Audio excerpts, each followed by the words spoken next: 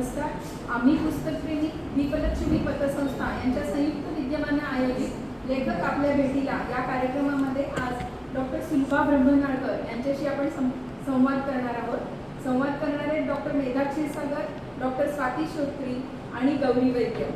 आज सुरुवातीलाच मी सगळ्यांना दिलगिरी व्यक्त करते की कार्यक्रमाला आपण उशीर करत आहोत. आमची एक पुस्तक विषय आहे आणि त्याच्यामध्ये 2013 मध्ये गौरी वैद्यनस डॉक्टर सुलभा ब्रह्मनाळकर यांच्या गोप जन्मांतरीचे या पुस्तकाचा खूप छान परिचय करून दिला होता आणि तेव्हापासून डॉक्टर सुलभा ब्रह्मनाळकर यांना भेटण्याची खूप इच्छा होती आणि तो पुस्तकप्रेमीच्या या संकल्पामुळं, या प्रयोगामुळं आज पूर्ण होतं, याचा मला अतिशय आनंद आहे. आणि सुलभा ब्रह्मनाळकरांचं हे जे पुस्तक आहे ते जेनेटिक्स किंवा आपल्या जीन्सच्या संदर्भातला आहे आणि तो विषय तसा पूर्ण सायन्सचा आहे, पण इतक्या सोप्या भाषेत त्यांनी तो लिहिला होता की गौरी वैद्य कॉमर्सची विद्यार्थिनी असून तिने खूप छान ते पुस्तक 1.5 तासामध्ये उलगडलं होतं. आणि असं छान पुस्तक लिहिणारे आज लेखिका आपल्याबरोबर आहे. त्यांचं दुसरं पुस्तक डॉक्टर म्हणून जगताना आणि जगवताना हे पण खूपच सुंदर आहे आणि ते वाचल्यानंतर डॉक्टरांचे म्हणून असणारे अनुभव आणि त्यांचं पेशंटशी असलेलं नातं हे खूप त्यांनी छान उलगडलेलं आहे. आणि नंतर त्या जेव्हा 2014ला निवृत्त झाल्या त्यावेळेचे पण काही त्यांचं जी मानसिकता होती तेही खूप त्यांनी त्यामध्ये छान लिहिलेलं आहे. अशा या डॉक्टर सुलभा ब्रह्मनाळकर यांच्याशी आज आपण गप्पा करणार आहोत. त्यांचा थोडक्यात परिचय देते. त्या 1977 साली MBBS झाल्या मिरज वैद्यकीय कॉलेजमधून आणि 1982 साली MD बालरोग तज्ज्ञ म्हणून उत्तीर्ण झाल्या आणि कराडमध्ये त्यांनी व्यवसायास सुरुवात केली.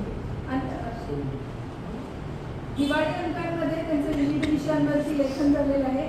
छात्र प्रबोधन, सर्वोत्कृष्ट दिवाळी, कशावरून खरे हा लेख समाविष्ट करण्यात आला होता, जो की बालभारतीच्या इयत्ता 10वीच्या पुस्तकामध्ये समाविष्ट करण्यात आलेला आहे. ललित लेखांचे संकलन असलेला बंद खिडकी बाहेर हे पुस्तक देखील प्रकाशित झालं होतं 2012 रोजी आणि त्यालाही अनेक पारितोषिकं मिळालेली आहेत. जेनेटिक्स किंवा आता मी म्हटलं तसं DNA वरील गोप जन्मांतरीचे हे जे पुस्तक होतं त्याला मराठी साहित्य परिषदेचा तत्वज्ञान विषयक लेखनासाठीचा रामाचार्य अवधाने हा पुरस्कार मिळालेला होता. तसेच महाराष्ट्र ग्रंथोत्तेजक पुरस्कार, रानडे पुरस्कार 2014 साली याच पुस्तकाला मिळालेला होता. त्यानंतर डॉक्टर म्हणून जगवताना या पुस्तकाला मराठी विज्ञान परिषदेतर्फे डॉक्टर TH तुळपुळे पुरस्कार 2019 साली मिळालेला होता. अशा प्रकारे बंद खिडकी बाहेर या पुस्तकाला सुद्धा मसापचा शिरोळे पुरस्कार आणि मिळून साऱ्या जणींचा अशोक टिळक पुरस्कार 2014 साली मिळाला होता. ही अगदी त्यांची थोडक्यात आपण माहिती करून घेतलेली आहे. उर्वरित सगळं माहिती आपण त्यांना मुलाखतीतून त्यांच्या उलगडणार आहोत. कार्यक्रमाच्या सुरुवातीला मी आपल्या पुस्तकप्रेमी समूहाचे सर्व डॉक्टर श्रोत्री यांना त्यास करण्याची विनंती करते. तत्पूर्वी सगळ्यांना एकदा विनंती, कृपया आपापले मोबाईल सायलेंट मोडवर टाका. कृपया मोबाईल सायलेंटवर. धन्यवाद. डॉक्टर श्रोत्री.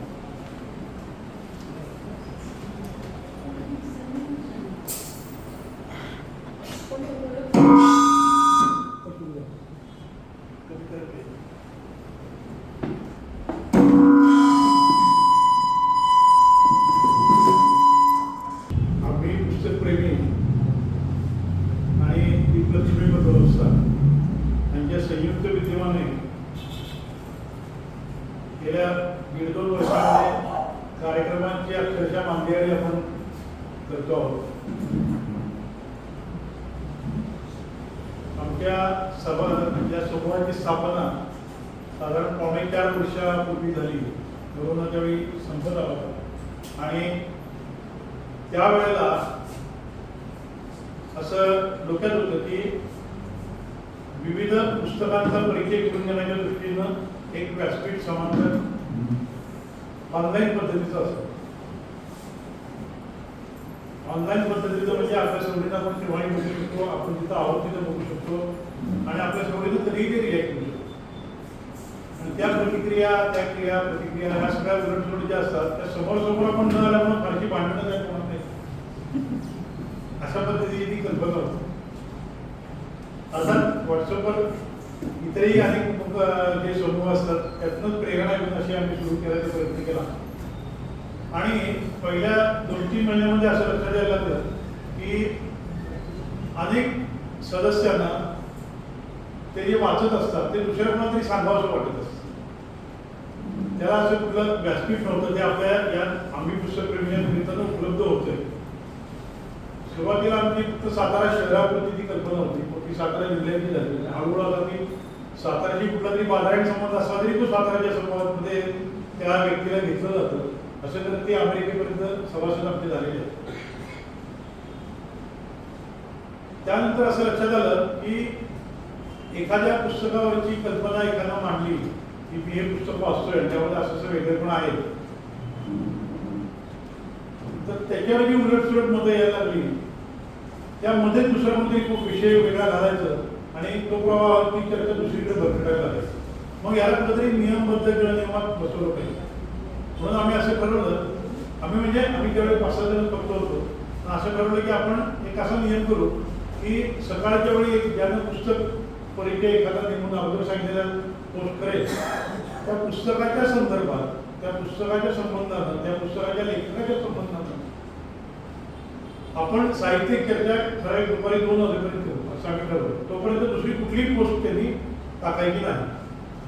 2 नंतर मात्र इतर साहित्यिक विषयाला आपण मुभा दिली. पुस्तक परिचय करणाऱ्या व्यक्तीची आवड सगळ्यांच्या लक्षात यावी, त्याचा कल कोणत्या दिशेला आहे, विचारधारा कोणती आहे ही लक्षात यावी. या दृष्टीनं आम्ही ठरवलं की एका व्यक्तीला आपण 7 दिवस संधी देऊ, एक सप्ताह पूर्ण त्यांना करायचा आणि मग ती दिंडी पुढच्या सोमवारी दुसऱ्या व्यक्तीच्या खांद्यावर द्यायची. असं गेले जवळजवळ 200 आठवड्यात होतं. आणि या 200 आठवड्यामध्ये पहिले 50 आठवड्यामध्ये आम्हाला सगळ्यांचा अंदाज साधारण यायला लागला. मग आम्ही काही नियम केले की एकांगी धार्मिक, एकांगी जातीवादी, एकांगी राजकीय, एकांगी प्रचारवादी, प्रसारवादी असं कुठलंही लिखाण याच्यामध्ये असू नये असा आम्ही एक नियम केला. आणि मग आपण जसं आपलं स्वतःच्या सुधारणा करत असतो तसे आमच्यातनं 4 जणांच्या अशा सूचना आल्या की आपलं जे आपण करतोय ते कुठेतरी आणि काहीतरी करायला पाहिजे. अपुरं पडतोय. काय अपुरं पडतोय तर त्यातनं आम्ही वेगवेगळे उपक्रम सुरू केले की दिवाळी दिवाळी अंकाची पुरणपोळी केली, नाट्य कुठल्या तरी सोमवारी किंवा मंगळवारी त्याची नाट्याची कुठेतरी ओळख दिली. तसे आम्ही आमच्यात काही उपक्रम विभाग केले. दुपारी 2 नंतर तुम्ही दर शुक्रवारी आमच्या ग्रुपवर एक चित्रपटाची समीक्षा असते. वर्षातून एकदा पुस्तक प्रेमींचं आमच्या साहित्य संमेलनासाठी एक संमेलन असतं, त्याला स्नेह मेळावा करूया. पण त्यावेळी कोणतरी बाहेरचे साहित्यिक आम्ही अध्यक्ष म्हणून बोलतो आणि मग एखादा दुसरा परिसंवाद, कवी संमेलन असं असतं. त्यानंतर अशी एक कल्पना आली की आमच्या सुद्धा काही लेखक आहेत, काही कवी आहेत, त्यांना एक व्यासपीठ त्यांची ओळख करून घे म्हणून लेखक तुमच्या भेटीला आमच्यातला एक महिन्यातनं एकदा किंवा 2दा असा उपक्रम सुरू केला की आपण ऑफलाईन म्हणजे प्रत्यक्ष इथं बसू आणि तो हॉलही आम्हाला चिटणीसांच्यामुळं हा उपलब्ध झाला. त्यानंतर अशी कल्पना आली की वेगवेगळे साहित्यिक वेगवेगळ्या निमित्तानं आपण जर का बोलवले किंवा ते साताऱ्या दुसऱ्या निमित्तानं येत असले तर त्यांच्या साहित्यावर आपण त्यांची गप्पा करू, त्यांच्या मुलाखती घेऊ शकतो, त्यांचं वेगळ्या त्यांची मतं आपण जाणून घेऊ शकतो. तर त्यामध्ये साहित्यिक गप्पा म्हणून आम्ही एक करतो. त्यामध्ये अनेक दिग्गज घेऊन केले जातात. असे वेगवेगळे उपक्रम आम्ही त्या निमित्तानं करायचा प्रयत्न केला. पुस्तक आदान प्रदान म्हणून एका ग्रुपवर आम्ही डोंबिवलीचे एका पै म्हणून ग्रंथालय आहे, तर त्यांच्यामुळे एका पुस्तक आदान प्रदान नावाचा जो कुसुमाग्रज जयंतीला जो उपक्रम केला जातो त्यामध्ये पहाटे 5 वाजल्यापासून अख्खा रस्ता पूर्ण पुस्तकांसाठी दिलेला असतो आणि 70 ते 80 हजार पुस्तकं आदान प्रदान होतात. 5 ते 1 लाख पुस्तकं त्यांनी मागून ठेवली असतात. लोक आपल्याकडे पुस्तक उचलतात, त्यांच्याकडे एक पुस्तक तिथे ठेवतात. तसाही आमचा करायचा प्रयत्न आहे. असे अनेक उपक्रम आहेत. माझं मी जातात ते उदाहरण होते की काल मी सांगलीला होतो डॉक्टर पुरे म्हणून माझ्या मित्राकडं आणि मी तिथं बसलो असताना माझ्या वाढल्यांचं पुस्तक होतं ते मी वाचत होतो. थोडं वाढल्यांचं मराठी भाषांतर आलेलं आणि CCTV म्हणून ते एका कुणीतरी बघितलं मुलीनं आणि ती मग माझ्याकडे आली. ती म्हणली तुम्ही काय वाचताय पुस्तक? मी तिला दाखवलं. मग तिनं मला वडापडा तिच्याबद्दलचं सगळं सांगायला सुरुवात केली की गेली 1.5-2 वर्ष आम्ही सांगलीमध्ये अमराईमध्ये असा उपक्रम घेतोय. आपल्याला एक अनुभवणी आहे की आम्ही आमच्याकडे 50-100 पुस्तकं बॅगमध्ये घेऊन तिथं जातो आणि आमच्या सभासदांना आवाहन करतो तुम्ही तिथे या. रोज त्या दिवशी दर रविवारी सकाळी अमराईमध्ये सांगलीच्या 3 तास त्या पुस्तकाची कुठल्याही तुम्हाला पाहिजे वाचत बसायचं. अतिशय सुंदर तो उपक्रम आहे. आपल्याला स्वतःला घेता येते इतकं चांगलं आहे. तर असे वेगवेगळ्या आम्हाला सूचना मिळाल्या लागल्या त्या आम्ही घेऊन आमच्या संवादाने चर्चा करायचो. तर अशातला हा जो आपण ब्रह्मनारायण मॅडमला बोलवावं, हा बरेच दिवसाचा कुठल्या तरी कारणानं पुढे जाणारा आज योग आलेला आहे. आपल्या समोरील मेधा क्षीरसागर आहे, स्वाती आहे आणि गौरी, या तिघीजणी मॅडमना बोलताही करणार आहे. मॅडमना त्यांच्या शंका आपण विचारणार, ते झाल्यावर आपल्याला त्यामध्ये बोलता येईल. मला वाटतं वास्तविक पुरं करतो मी इथं, कारण आपल्याला अगोदरच जवळ 15-20 दिवसांचा सुरू केला. मॅडमना मी एक विनंती करतो की कोणत्याही निमित्तानं आमच्या कुठल्याही उपक्रमाला आम्ही तुम्हाला सांगितलं तर जरूर आपण येत जावा. अनेक प्रकारे आपल्याला व्यक्त होईल. ही एक केवळ सुरुवात आहे. ते तुमच्या लेखनाची किंवा आमच्यातल्या साहित्यिक गुणांची ओळख करून देण्याची तुम्हाला एक सुरुवात आहे. तर केव्हाही आपल्याला आमच्या उपक्रमात आम्ही निमंत्रित करू तेव्हा तुम्ही उपलब्ध राहा. धन्यवाद. आज या निमित्तानं स्वागत करतो. शैला मॅडम इथं आलेल्या आहेत, चित्रा मॅडम आलेल्या आहेत. दाभोळकर कुटुंबाला माझं आणि माझ्या आधी उपक्रमाचं खूप कौतुक असतं. नेहमी माझ्या पाठीवर त्यांची एक शाबासकीची थाप असते. बेडक्या सर सिनियर आहेत, त्या आलेले काकडे मॅडम बऱ्याच दिवसांनी आलेले आहेत. त्यामुळे मला वाटतं पहिल्यांदा बऱ्याच दिवसांनी ते आले. तर आज सगळ्यांचं मी स्वागत करतो आणि थांबतो. धन्यवाद.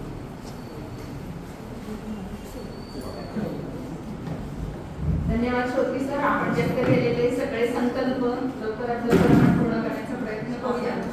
कार्यक्रमाच्या सुरुवातीला मी ज्यांची मराठी साहित्य महामंडळावरती कोषाध्यक्ष म्हणून निवड झाली आहे त्यांचं अभिनंदनही करते आणि त्यांना विनंती करते की त्यांनी आपल्या आजच्या ज्या मुख्य वक्ते आहेत डॉक्टर सुलभा ब्रह्मनारकर यांचं स्वागत आणि सत्कार करावा.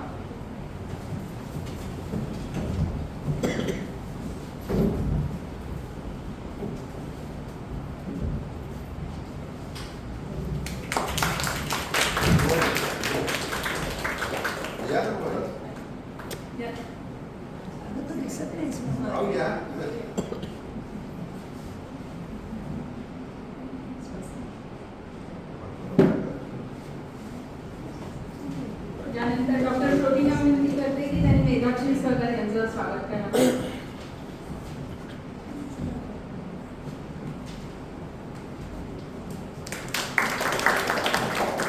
नानन सरांना विनंती आहे की त्यांनी डॉक्टर स्वाती श्रोत्री यांचं स्वागत करावं.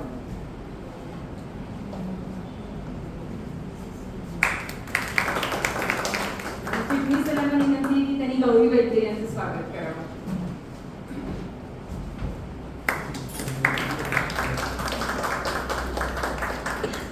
आता आपण मुख्य कार्यक्रमात आणि छातीराव त्यांचं स्वागत या.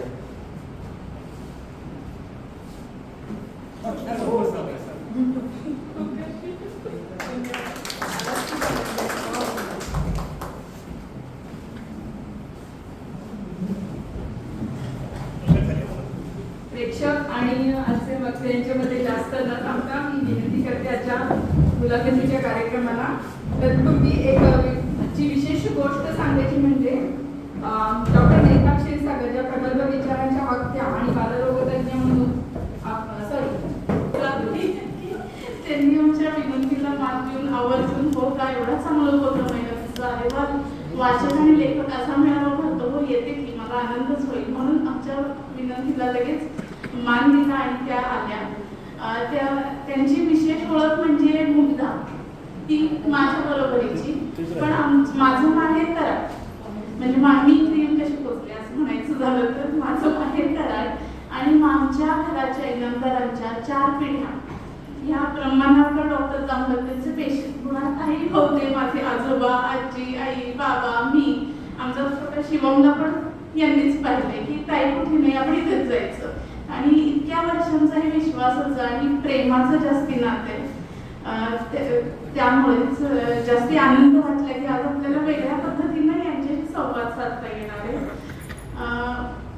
स्वाती म्हणाली तसं की मी 2012 साली त्यांच्या गोप जन्मांतरीचं पुस्तकाचा परिचय करून दिलेला. आणि मी आहे कॉमर्स स्टुडंट.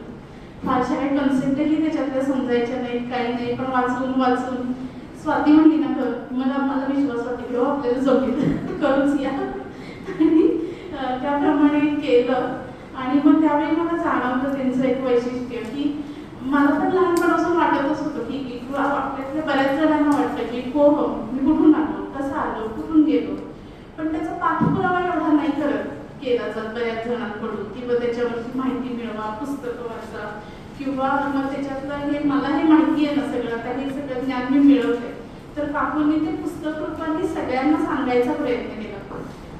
आणि मग जे आपणाशी ठावे ते इतरांशी सांगावे, शहाणे करून सोडावे सगळे जण. ही जो आपल्याबरोबर सगळ्यांचाच जो विकास फायदा करायची वृत्ती आहे ना, ती जास्ती भावते आपल्या सगळ्यांना. आणि हे पुस्तक लिहिताना म्हणजे मला त्याच्यातल्या बऱ्याचशा कन्सेप्ट कळल्या. किंवा आता परवाच पुस्तक वाचताना मी म्हटलं ते DNA रेखीय रचना अशी असते म्हणल्यावर मी ते पहिली पानं उलटायला सुरुवात केली. ACGT काय दिसलं तोपर्यंत त्यांच्या पुस्तकातलं वाक्य होतं, थांबा पानं उलटायची काही करू नका. या कन्सेप्ट बऱ्याच सोप्या पद्धतीनं मांडता येतात. आणि मग परत पुढे सुरुवात केली. म्हणजे वाचकांनीही हे वाचावं, ते इतकं छान त्यांनी सांगितलंय. किंवा त्यांचं डॉक्टर म्हणून जगवताना पुस्तक, तो जो अवरदास घेतलाय की तो उलट सुलट होतो, की दोन्ही एकाच नाण्याच्या दोन बाजू आहेत. त्याचं कव्हर त्यांनी खूप केले. कराडच्या सांस्कृतिक चळवळीमध्ये पण त्यांचा खूप ऍक्टिव्ह सहभाग असतो. त्यांच्याचमुळे आम्हाला बरेचसे शास्त्रीय संगीताचे कार्यक्रम ऐकायला मिळाले, नाटकं वेगवेगळी बघायला मिळाली, पिक्चर बघायला मिळाले. असं बरंच म्हणजे त्यांनी कराडचं पण सांस्कृतिक चळवळीमध्ये किंवा एकूण सांस्कृतिक कार्यात त्यांचं खूप छान योगदान असतं. आणि अशा व्यक्तिमत्वांची या दोन दिग्गजांबरोबर मुलाखत घ्यायची हा आनंद तो वेगळाच. पहिल्यांदा यांची मॅडमची 3 पुस्तकं आहेत की गोप जन्मांतरीचे, की जीवनाचे बंद खिडकी बाहेर, आणि डॉक्टर म्हणून जगताना जगवताना. या सगळ्याच पुस्तकांच्या बऱ्याच आवृत्तीही निघाल्या. आणि मग एवढ्या आवृत्ती निघाल्यात म्हणजे त्याच्यात काहीतरी स्पार्क आहे ना, त्याच्याशिवाय होईल का? काकूंना माझा पहिला प्रश्न असा आहे की तुम्ही एवढी छान पुस्तकं लिहिता, त्याच्यातली भाषा आपल्याला जाणून की खूप ओघवती असते. एखाद्या ठिकाणी आपण गेलो ना की आपण त्या ठिकाणी प्रत्यक्ष उभं आहे, एखादं चित्र डोळ्यासमोर त्या उभं करतं. तर ही शैली विकसित करायला तुम्ही काही विशेष प्रयत्न केले का?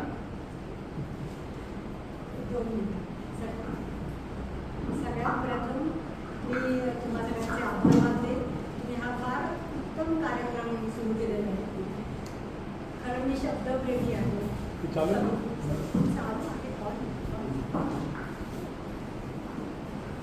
हॅलो, मी खरं शब्दप्रेमी आहे, त्यामुळं कविताप्रेमी आहे, त्यामुळं याचं मला जास्त कौतुक आहे. आम्ही अनेक कार्यक्रम कराडमध्ये करतो, पण पुस्तक वाचनासंबंधी मला काही करता आलेलं नाही. त्यामुळे तुमचे खूप आभार मानते. तुम्ही हा खूप छान उपक्रम सुरू केला, पण फार आवश्यक आहे ते असं मला वाटतं. आणि संयोजक म्हणून काय अडचणी असतात त्याची मला पूर्ण कल्पना आहे. कारण 40 वर्षे आम्ही संयोजकच आहोत त्याला. तर थँक्यू बोलवल्याबद्दल. शैली कशी विकसित केली, असं काय विकसित वगैरे केली नाही. म्हणजे आता मी हा एक जरा जास्त उत्तर देताना प्रश्नाचं थोडंसं सगळंच म्हणजे सांगते, कारण तिथे अनेक प्रश्न सगळं चालेल. त्यातून म्हणजे संस्काराविषयी दिले लेखनाचे संस्कार कोल्हापुरात मला आता दाखवले प्रश्न. तर लहानपणापासून वाचनाची मला खूप आवड. म्हणजे मी खरं तर सिद्धहस्त लेखिका नाही, मी मुळात वाचकच आहे. आणि जे हातात सापडेल ते वाचायचं अशी मला पहिल्यापासून सवय. ते कंपस हे लिडर. पूर्वी जेव्हा किराणा सामान असं पुण्यात बांधून यायचं तेव्हा ते सामान भरायचं काम माझ्याकडे असायचं. तर प्रत्येक कागद वाचल्याशिवाय माझं काम व्हायचं, इतकी मी कंपल्सरी लिडर. आणि त्याचे मी क्रेडिट देते माझ्या आईला. आई माझी फार ग्रेटच होती. तर आमची शाळा ते आमचं घरच्या पत्र्यांची नगर वाचनालय कोल्हापुरामध्ये होतं, तर तिथं नाव घातलं. तेव्हा शाळेत येताना पुस्तक घ्यायचं चाळण्याची पुस्तकं मिळायची नाही. म्हणजे जादूची अंगठी, जादूची सरपंच, जादूचा दिवा, ती म्हणजे जीवाच्या कंठस्थ होती. त्यामुळे येताना ते पुस्तक घ्यायचं आणि घरी येईपर्यंत ते वाचून रस्त्यात सांगायचं की आता चौथी. त्यानंतर आम्ही खूप प्रयत्न केले की काहीतरी वेगळं वाचत आहे, का तेच तेच तेच तेच तेच वाचत, प्रत्येक गोष्ट वेगळी आहे, तेच तेच तर अजिबातच मला वाटायचं नाही. म्हणजे कुणी पाहुणे आले की 1 रुपया हातात ठेवायचे लहानपणी, ते 1 रुपयाची 4 पुस्तकं नाही, 4 पुस्तकं आणायची, हे ठरलेलं असायचं. मग आईनं आयडिया काय केली की तेव्हा फास्टर कंडीची पुस्तकं दिली, तर तिनं ती 3 पुस्तकं आणली आणि मला सांगायचं की हे जर तू 1 पुस्तक वाचलंस तर तुला मी 4 पुस्तकं. मग त्या मोहानं मी ते वाचलं आणि ते वाचलं आणि मग मी 4 पुस्तकांमध्ये सुटका झाली आणि मग मी वाचत घेतली. म्हणजे हे संस्कार माझे झाले, शाळेतून जरी नाही तरी मला घरातून हे संस्कार. त्यानंतर अमेरिकेला आले आणि मग काही थोडंसं वाचनाकडे थोडं दुर्लक्ष झालं, पण तरी शिकत असताना मी प्रेमात होते.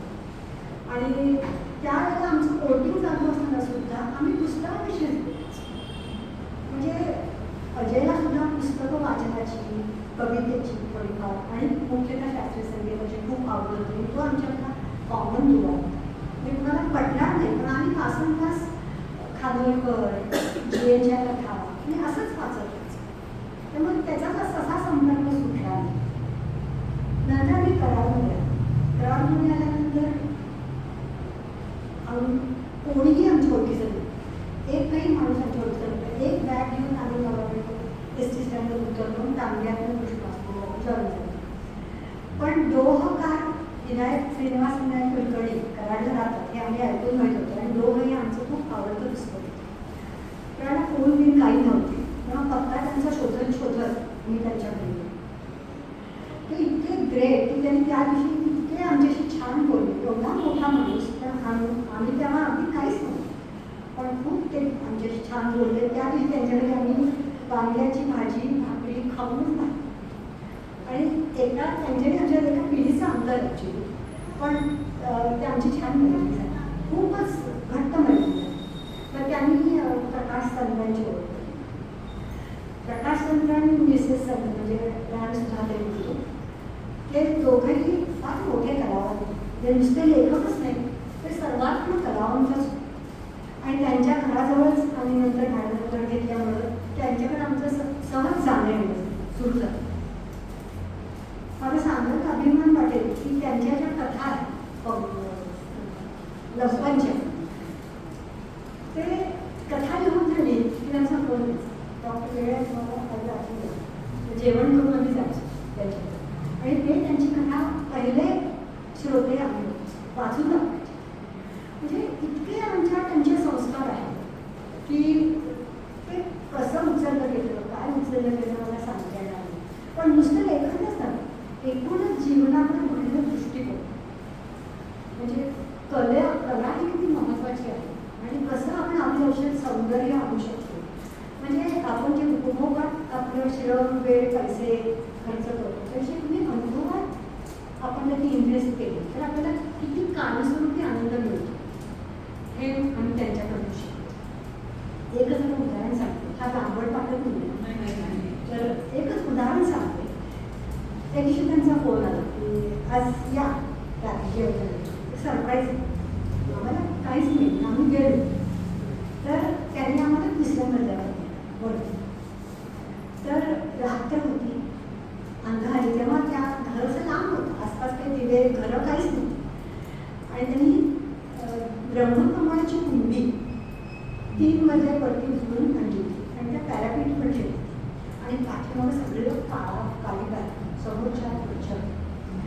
आणि आम्ही ते ब्रह्मकमळ उमलत बघितलं, 2 तास आम्ही तिथं होतो आणि त्याचं ते कसं उमलते हळूहळू, त्याचा सुवास, त्याचं सौंदर्य, हे म्हणजे त्यानंतर मी अनेक वेळा ब्रह्मकमळ बघितलं, पण किती फुलं बघतो, किती गुच्छ बघतो, तो जो अनुभव होता तो अतिशय सावकाश सर्वांगानं घेण्याचा अनुभव जो होता तो कायमच लक्षात. आणि त्यांनी खूप दृष्टीच दिली आम्हाला एकूण. आणि काय शैली, मला खरं म्हणजे मी सिद्धहस्त लेखिका नाही, तुला तेच सांगते की एका उर्मीतनं मी पहिलं लेखन केलं. केवळ ते एका उर्मीतनं नाही, म्हणजे मी लहानपणी निबंध हा सगळ्यात अवघड प्रश्न असायचा मला. म्हणजे वरती 10 ओळी निबंध त्यामध्ये की 10 ओळी मोजायच्या आणि खाली अशी अर्धी रेष मारायची आणि मग त्या गाड्या जरा मारायच्या, असा प्रकार होता. पण मी लेखनात नव्हते. पण ते एक असा अनुभव होता प्रवास वर्णन करताना की मला वाटलं की थोडंसं आपल्यासाठी काम लिहावं, म्हणजे खूपच वेगळा अनुभव होता म्हणून मी ते लिहिलं. आणि मग श्रीनिवासांना दाखवलं तर त्यांनी ते थेट उद्योगच्या दिवाळी अंकातच दिलं. दिवाळी अंकात दिल्यानंतर मला तर झालं ठीक आहे. मग श्रीपू भागवतांचा फोन आला की तुम्ही आता काही वाचू नका. मग मी सटपटलीच, वाचू नका म्हणजे काय? ते म्हणजे तुमची नैसर्गिक शैली खूप आल्हाददायक आहे आणि तुम्ही इतरांचं वाचतं तर त्यांच्या शैलीचा तुमच्या शैलीवर परिणाम होईल, तर तुम्ही काही वाचू नका. आणि तुम्ही आणखीन जर थोडी थोडक्यात 2-3 प्रवासवर्णन लिहिले तर मौजे तर्फे तुमचं पुस्तक आहे. आता श्रीपू भागवतांनी जर असं सांगितलं तर मी म्हणजे एकदम हे झाले की, आणि कधीच लिहिलं नव्हतं, ते सहज लिहिलं होतं. आता लिहायचं म्हणजे मला फार मोठा प्रश्न पडला, कसं लिहायचं तर काय. मग मी 25 वर्षापूर्वी आम्ही मुलांना घेऊन स्कीइंगला गेलो होतो. सण मग मी माझ्या डोक्यात इम्प्रेशन्स सगळे असतात, म्हणजे माझी मेमरी फोटोजेनिक आहे. त्यामुळे ते सगळे इम्प्रेशन्स डीप इम्प्रेशन्स होते. कसली कुठं नोंद वगैरे कधीच नाही केलेली. मग ते प्रवास वर्णन लिहिली. अशी 4-5 प्रवास वर्णन लिहिली आणि मौजे पुस्तक. पण मी बंद केली. आणि तो सगळा प्रवासाचा खरा अनुभव म्हणजे डीप इम्प्रेशन्स एवढंच होतं. पण ते लोकांना खूप आवडलं. तर मग माझगावकरांनी मला सांगितलं की तुमचं लिखाण मला पुस्तक करायला. असं सगळं ते झालं आणि मी लिहायचं. म्हणजे हे सगळं नैसर्गिक आहे असं नाही. मी एक सांगते की मला आशय पण महत्त्वाचा असतो आणि अभिव्यक्ती पण महत्त्वाची. म्हणजे कशातही लेखनात असो, कवितेत असो, आशय महत्त्वाचा आहे तितकीच अभिव्यक्ती महत्त्वाची असं मी मानते. आणि प्रत्येक कलावंताला 2 व्यक्ती असतात. एक असतो कवी आणि दुसरा असतो कारागीर.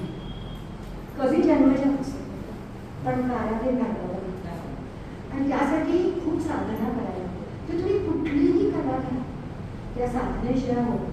8-8 तास मी साधना केली तरच ते होतं. माझ्या लिखाणाबाबत सुद्धा मी तुमचा विश्वास बसणार नाही, पण मी एक पुस्तक 4-4 वेळा हाताने लिहिलेलं. पेनाने पेन कागदबाजी मी आहे, मी काय कॉम्प्युटर वापरत होते तेव्हा, मी आताही नाहीच वापरत. पेन कागदावरती लिहायचं आणि 4-4 वेळा मी पुस्तकं लिहिली. ते खूप ते कष्ट असतात आणि ते प्रत्येकाला लिहिताना आपण वाचकाच्या दृष्टीकोनातून मी बघतो की वाचक कुठे अडले. तो आता मला दिसला इथं वाचक अडला असं, कारण मी वाचकच आहे. मग तिथं आपण प्रवाही कसं करायचं, कारण वाचक थांबता कामा नये अशी माझी ओढ असायची. प्रवाही लेखन व्हायला पाहिजे आणि वाचक त्यात सहभागी व्हायला पाहिजे असा माझा आग्रह असायचा. त्या दृष्टीने मी सुद्धा करत गेले आणि हे लेखन झालं.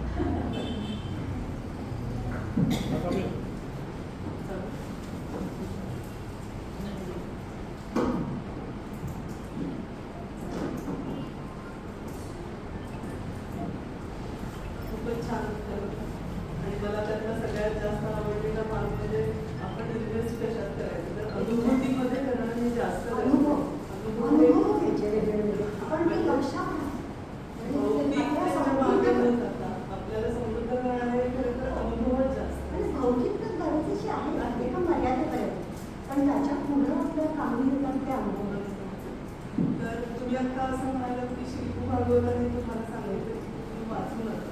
तर तुम्ही त्यांचा सहसा ऐकलात का तुम्ही वाचत राहिला? नाही, तर त्याच्या आसपास माझं मराठी वाचन खूप कमी झालं आणि त्यानंतर मी इंग्रजीच वाचायचं. मग तुम्ही कोफ जन्मांतरीचे मध्ये एके ठिकाणी म्हटले की मी किंचित लेखक आणि खूप जास्त वाचक आहे. तर आम्हाला असं जाणून घ्यायला आवडेल की तुम्ही काय वाचता, तुमचे आवडते लेखक कोण आहे, तुमचं आवडतं पुस्तक कोणतं आणि ते का आवडतं? आपल्या आयुष्याच्या प्रत्येक स्टेजेसमध्ये आपल्याला वेगवेगळी पुस्तकं आवडतात. सांगते की लहानपणी 4 वर्षाची पुस्तकं सगळ्यात म्हणजे ग्रेट पुस्तकं वाचायचं. जसं वय वाढत गेलं तसं आपल्याला वेगळं वेगळं वाचायला आवडतं. आणि मी मराठी मीडियममध्ये शिकलेली असल्यामुळं इंग्रजीचा माझा काही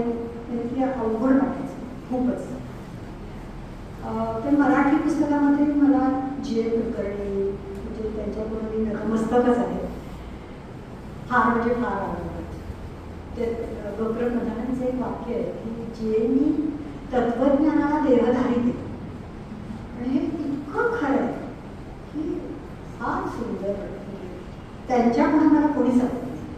जे कुलकर्णी नंबर 1 खांडेकर आवडतात, खूप आवडतात. आणि मुख्य मला कविता खूप आवडतात, बोरकर आवडतात, विंदा आवडतात, शांता शेळके आवडतात, ते कवी कुसुमाग्रज आवडतात. मला कवी वेगळी आहे, मी कविता वेगळी. सध्या सुद्धा नरेश पाटील, वैभव जोशी, सौमित यांच्या कविता पण मला आवडतात. मला कविता आवडतात, पुस्तकं आवडतात. त्यानंतर मग मी इंग्रजी वाचायला सुरुवात केली. पहिलं पुस्तक मला प्रसन्नने दिलं होतं, कुठलं लक्षात नाही माझ्या. आता तुला वेळ असेल, प्रॅक्टिस सुरू केली तेव्हा आला. आता तुला वेळ असेल म्हणून कोण पेशंट असणार तर तू पुस्तक वाच. आणि ते वाचलं गॉन रिटर्न. हां, आणि अरे म्हटलं काय फार छान आहे हे. मग मी इंग्रजी वाचायला सुरू केली. That was my beginning. मग ॲन रँड वाचलं. ॲन रँड सुद्धा मला कमालीचं आवडलं. मग दीक्षित सरांची ओळख केल्यानंतर त्यांनी आम्हाला खूप गाईड केलं. त्यांचं म्हणणं तुम्हाला त्यात थोडंसं गायडन्स पाहिजे. एखाद्या चांगल्या लेखकाचं चांगलं पुस्तक, अयोग्य पुस्तक तुमच्या हातात आलं तर तुम्ही त्या लेखकाला बचाच करू नका. त्यामुळे योग्य पुस्तक तुमच्या हातात आले आलं पाहिजे. त्यांनी डोस्टोव्हस्कीचं क्राईम अँड पनिशमेंट आम्हाला वाचायचं. त्यांनी झाईची ओळख त्यांनीच करून दिली. वर्ल्ड ऑफ येस्टरडे खूप सुंदर पुस्तक आहे. म्हणजे ती त्यांनी सांगितलं. आणि डोस्टोव्स्की हा माझा खूप आवडता लेखक आहे. त्यातलं ब्रदर्स कामाजो मला कमालीचं आवडतं. खूप एक पुस्तक असं नाही, म्हणजे खूपच पुस्तकं आवडतं. एकदा विंदा करंदीकर घरी आले ते तेव्हा ते म्हणाले इप्सेनची नाटकं वाचल्याशिवाय मरायला परवानगी नाही. मग इप्सेनची नाटकं वाचली. खूपच म्हणजे आता सध्या मी वाचते त्याला थोडं सायन्स विषय आपली आवडण्याची पद्धत झाली ना. पण आता ललित वाचण्यापेक्षा जास्त थोडं सायन्सकडं माझं लक्ष जातं. तर आता थिंकिंग स्लो थिंकिंग फास्ट हे फार सुंदर पुस्तक आहे. डॅनियल कानेमन म्हणून या लेखकाचा अप्रतिम पुस्तक आहे. मला फिलॉसॉफी पण थोडीशी आवडते. मग स्टोरी ऑफ फिलॉसॉफी हे पण मला वेगळांचं खूप आवडतं. अशी आवडतात पुस्तकं. नाही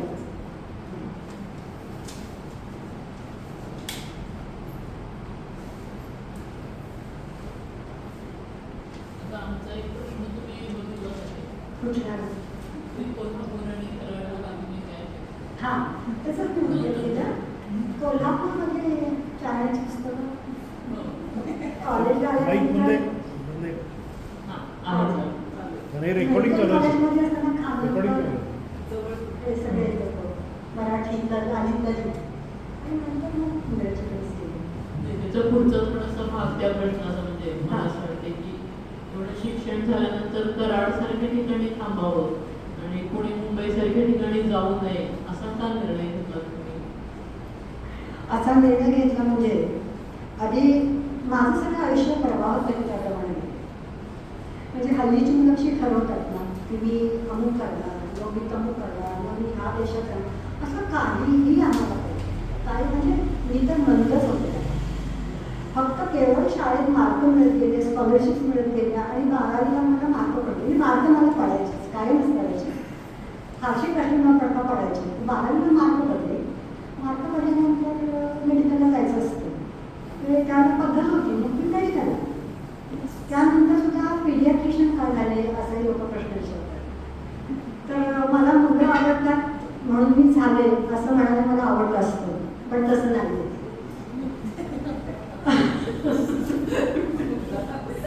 म्हणजे माझी मुलं आवडतात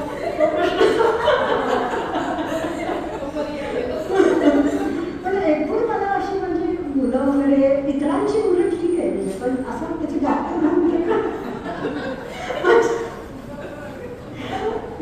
नाही आहे म्हणजे मला. पण त्यावेळेला आम्हाला फक्त सर्जरी, मेडिसिन आणि गायनॅक आणि पिडियाट्रिक फक्त सुरू झाली 4थी ब्रांच. गायनॅक मला कोणत्या दिवशी करायचं होतं तेवढं मला ठरलं होतं. मेडिसिन मला नवराच करायला आवडतं, त्याचं पहिल्यापासून सगळं ठरलेलंच होतं.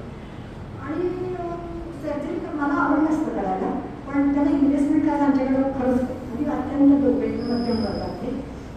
मग करायला पिरियड चांगलं झालं काय करायचं. आणि तुम्ही कराडमध्ये राहणारे पण चांगलं झालं. कराडमध्ये हा त्याचंही कारण सांगते. आम्ही आधी कोकणात प्रॅक्टिस करणार, म्हणजे अशा ठिकाणी प्रॅक्टिस कराल की जिथं आपली गरज आहे लोकांना. पुण्या मुंबईमध्ये जाऊन असं चकाचक हॉस्पिटल लोकांची पेशंटची वाट बघत बसणं हे काही परवडणारी गोष्ट होती. जेव्हा आपण आपली काहीतरी करणारे असतो त्यावेळेला आपल्याला पेशंट हवे असतात. खूप म्हणजे काहीतरी करावं अशी आपली भूमी असते, कारण ते वाट पुण्यात वेळ जाऊन नये असं वाटत होतं दोघांनी. आणि त्याच वेळेला आमचे टाटा सर नुकतं कृष्णास्पीड सुरू झालं. टाटा सर मी सगळ्या पोरांना आम्हाला बोलून तुम्ही या, आम्ही गेलो. पण त्याला काय पगार आम्हाला 150 रुपये होता, तर त्यांनी 1,500 रुपये पगार, खूपच पगार. त्यामुळे आम्ही दोघंही काढलो. इथं आल्यानंतर वर्षातून वर्षातच कुचारणार नोकरी तर रमणाऱ्या दोघांचा आमचा स्वभाव नव्हता. खूप प्रेशर्स यायला लागली. मग अजयनी सोडलं, त्यांनी वर्षभर प्रॅक्टिस केली आणि आपलं भाडं दिलं भागतंय म्हटल्यानंतर मग मी पण सोडलं आणि आम्ही कराडमध्ये राहिलो. पण काही वाईट झालं नाही, म्हणजे हळूहळू मी तशी असोशल आहे, तशी फारशी लोकांत मिसळणारी वगैरेची नाही आहे. पण हळूहळू माझे लागेल म्हणजे पेशंटबरोबर इतके सुरू मिळायला लागले की असं खूप आपलेपणा वाटायला लागलं. हळूहळू वाटतच गेलं, म्हणजे असं काही ठरवून काही झालंच नाही. मी पेशंटने पण एवढं माझं प्रेम केलं की म्हणजे मी त्यांची खूपच होते, मला खूप बदल नकळत त्यांच्यात मी इन्व्हॉल्व होत गेले आणि मला आवडून गेले. तेच विचारायचं होतं की प्रॅक्टिस करताना तुम्ही दररोज नृत्य बघता, वेदना बघता आणि मग त्यावेळी जेव्हा तुम्हाला एखाद्या पेशंटबद्दल तुम्हाला एम्पॅथेटिक फीलिंग असतात की सहसंवेदना होत असतात की याचा कुटुंबियांना त्रास होतो, यालाही एवढा त्रास होतो. आणि पुस्तकात मी हेही दिले की आम्हीला सुद्धा तुम्ही स्वतः इंजेक्शन दिले, फिलिंग दिले. तर पण तुम्हाला अटॅचमेंट आणि डिटॅचमेंट हे डॉक्टर सगळ्याच डॉक्टरांबद्दल सुद्धा की तुम्ही कसं काय सांभाळू शकता, हा बॅलन्स कसा सांभाळता? खूप अवघड प्रश्न विचारलास तू आणि चांगला प्रश्न विचारलास. खरं तर एम्पथी आणि डिटॅचमेंट त्याच्यात चांगल्या डॉक्टरला फरक करता आला पाहिजे. कारण रोजचा आपला संबंध असतो आणि त्याच्यात आपलं आयुष्य पण असतं, आपला संसार असतो, आपली मुलंबाळ असतं, तरी आपल्याला फरक करता आला पाहिजे. पण मला करता आला नाही हे मी कबूल करते. मला एक मृत्यू फारसा हलवत नाही, पण मला दुःख फार हलवतं. आणि मुलांचं दुःख, त्यांच्या आईवडिलांचं दुःख, आजी आजोबांचं दुःख नाही म्हटलं तरी दुःख आपल्याला होतच की. आणि स्विच ऑन स्विच ऑफ असं करणं मला फारसं जमलं नाही. पण एक आम्ही केलं की त्यासाठी आमच्या मुलांना आणि कुटुंबियांना लांब ठेवण्यासाठी आम्ही घर आणि हॉस्पिटल लांब आणलं. तो सुद्धा कराडमध्ये मला वाटते आमचा पहिलाच प्रोग्राम. त्याची आम्ही खूप किंमत दिली, परंतु घर आणि दवाखाना आम्ही लांब आणला. त्यामुळे मुलांच्या मनावर त्याचे परिणाम झाले नाहीत किंवा आमचे आई वडील घरी होते आणि संसार राहिला आणि हॉस्पिटल राहिलं.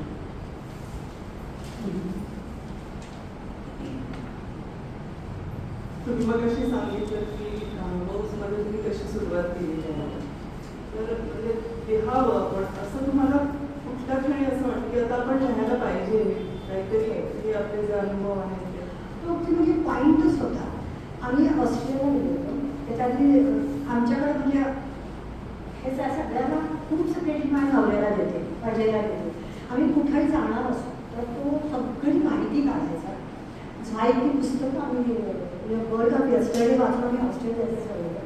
त्यावेळेला खरं म्हणजे आमची फाशी परिस्थिती पण नव्हती आणि खूप भीती वाटत होती, कारण आम्ही कधीच देशाच्या बाहेर पण गेलो नव्हतो. पहिल्यांदाच आम्ही दोघं गेलो आणि खूप वेगळे अनुभव आले.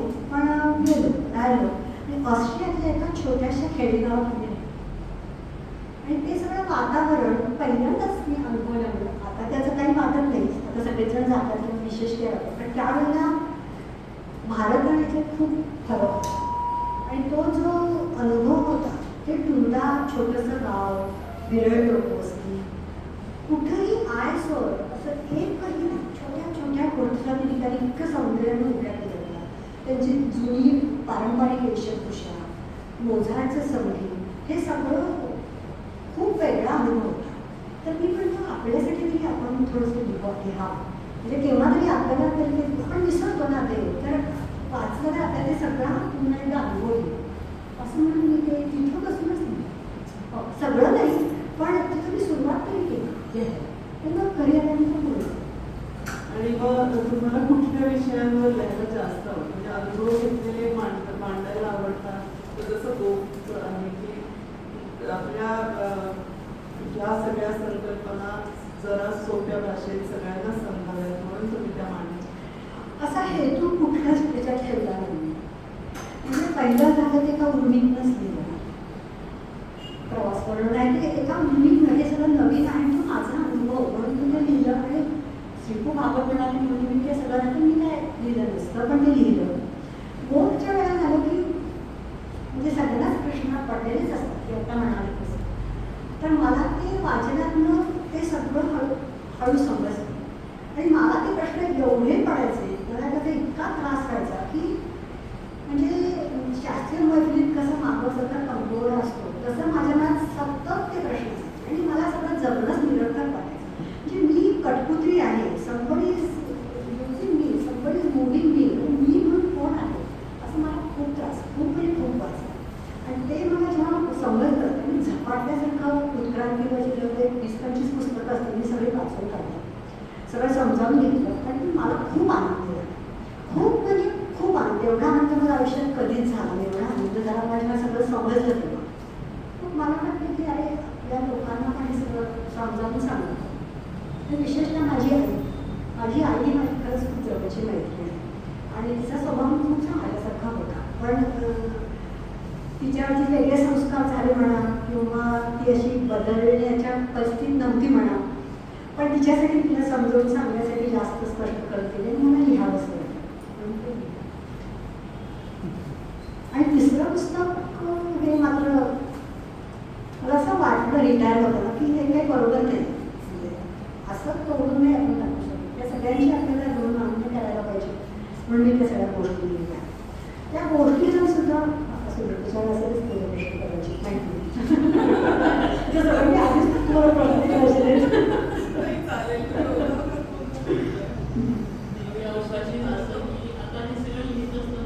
प्रॅक्टिस, घरातलं सगळ्या जबाबदाऱ्या आणि हे करत असताना तुमच्याकडं लिहिण्यामध्ये खूप अडथळे आले असतील आणि त्याच्यावर तुम्ही मात कशी केली? अडथळे काय नाही आले, कारण असं काही असं मी काय अशा ठराविक वेळी बसायचं 4-5 बसायचं असं काही केलं नाही. आपल्या कशात तुकड्यावर काहीतरी लिहायचं किंवा ते किंवा तरी जोडत बसायचं असं केलं. पण खरं सांगायचं तर मी जेव्हा सगळं करत होते ना तेव्हाच माझं लिखाण झालं. आणि मी विचार काय केला की मी रिटायर करीन आणि मी आता लिहीन आणि मी हे करीन तू करीन. मी रिटायर माझं काहीच लिखाण म्हणजे मला कळतच नाही की काय झालं. पण जेव्हा मी खूप बिझी होते म्हणजे मी स्कूटरवरून जाता मला सुचायचं, पेशंट तपासता मला सुचायचं, कारण डोक्यात सारखं ते चक्र असायचं आणि ते लिहित गेले. घरी आलं की थोडंसं लिहून काढायचं. आणि मी तुला सांगितलं ना की मी कष्ट करायला माझी तयारी खूप होती. मी 4-5 वेळेला मी प्रत्येकाला लिहिताना आणखी सुचत जायचं, प्रत्येकाला लिहिताना आणि काही सुचायचं असं होत होती. अडचणी मला काही नाही, मला घरातून सगळा सपोर्ट होता. माझ्या मुलांनी मला कसलाही त्रास नाही. आश्चर्यच वाटतं मला कधी नाही खरंच काहीही त्रास दिला नाही. आणि माझ्या सासूबाई होत्या, माझ्या सासूबाई खूप कर्तबगार आणि खूप प्रेमळ, त्यांनी मला खूप सपोर्ट केला. त्या सगळं घरातलं त्या बघायच्या, मुलांचं बघायच्या, सगळं बघायच्या. मला म्हणजे तुझा मला अभिमान वाटतो की बाहेर मला करायला मिळाले, मी घरातलं बघते तू बाहेर. म्हणजे इतका त्यांचा सपोर्ट होता. सासरे माझे अतिशय बुद्धिमान होते, नवऱ्याचा तर होताच होता सपोर्ट. शेवटी सगळ्यांच्या मदतीशिवाय होत नाही त्यांना बहीणबाई आणि बाई त्यांचे सगळं मिळाल्यानंतरच ओळखतं. पण नरेंद्र काकांना माझं पुस्तक खूप आवडलं होतं. म्हणजे त्यांच्याशी माझी एकाच एक अशी चर्चा झाली तेव्हा मी म्हटलं होतं की मार्क्सवादावर मला पुन्हा विचार केला पाहिजे असं बाकी ते म्हणायचं. तेव्हा त्यांनी जे वाचून घेतलं म्हणजे मला कौतुक वाटतं त्याचं ही सो ओपन आहे. कायम ओपन होते म्हणजे असं मला वाटते की मार्क्सवादावर मला पुन्हा विचार केला पाहिजे. जेव्हा गोफचं त्यांनी तिथं आपण हे केलं ना प्रकाशन कार्यक्रम केला तेव्हा ह्याला लागू डॉक्टर लागू आले ते त्या कार्यक्रमाला फार सुंदर कार्यक्रम झाला होता. त्या कार्यक्रमानंतर आम्ही घरी गेलो होतो मराठी पण होत्या तेव्हा आमच्या घरी आम्ही तेव्हा ते बाहेर बसले तेव्हा ते म्हणाले मार्क्सवादावर पुन्हा विचार करायला त्यांनाही खूप कौतुक होतं. म्हणजे मार्क्सवादाच्या उपयुक्ततेबद्दल नाही उपयुक्ततेबद्दल नाही मार्क्सवादाच्या पेक्षा वेगळा आहे ना विचार. सगळे सामान असं असूच शकत नाही निसर्ग. सगळे सामान हे उत्क्रांतीच होणार नाही. त्यांनी जेव्हा ते सगळं तुला समजलं तेव्हा ते म्हणाले की मार्क्सवादावर विचार करत खरं मला तरी वाटतंय त्यांच्या बोलण्याचं एकच वाक्य बोलले ते पण त्यांच्या बोलण्याचा अर्थ मुलीही असा तुमच्या लेखनाबद्दल तुमच्या कुटुंबियांना विशेषतः मुलांना काय वाटतं मला वाटतं मुलांचा अभिमान वाटतो असं मी समजते. आणि मी आता मुद्दाम सांगते की माझ्या दोघंही जण अभि आणि मुद्दा दोघंही माझ्यापेक्षा छान असतात. म्हणजे ते जेव्हा त्यांच्या काही घरात घडलेल्या घटना सांगतात किंवा मुलांच्या गमती सांगतात तेव्हा असं समोर घडतंय माझ्या मी बघते असं मला वाटतं. मी त्या दोघांनाही म्हणते की तुम्ही लिहा आता सध्या ते बिझी आहेत पण ते माझ्याशी जास्त छान असतात दोघेही. अभियाना लिहितो कुठे कुठे काय काय लिहिले आणि फार सुंदर लिहिलं तर आता इंग्लिश पण खूप छान झालं इंग्लिशमध्ये तो एक्सप्रेस करतो. पण हिचं तर वाचन तुम्हा मुलं त्याचं पाठ आहे पाठ म्हणजे पाठ तुम्ही कुठल्याही वाक्य तिथे मुलं सुरू करतो त्यामुळं ती पण खूप छान लिहिते.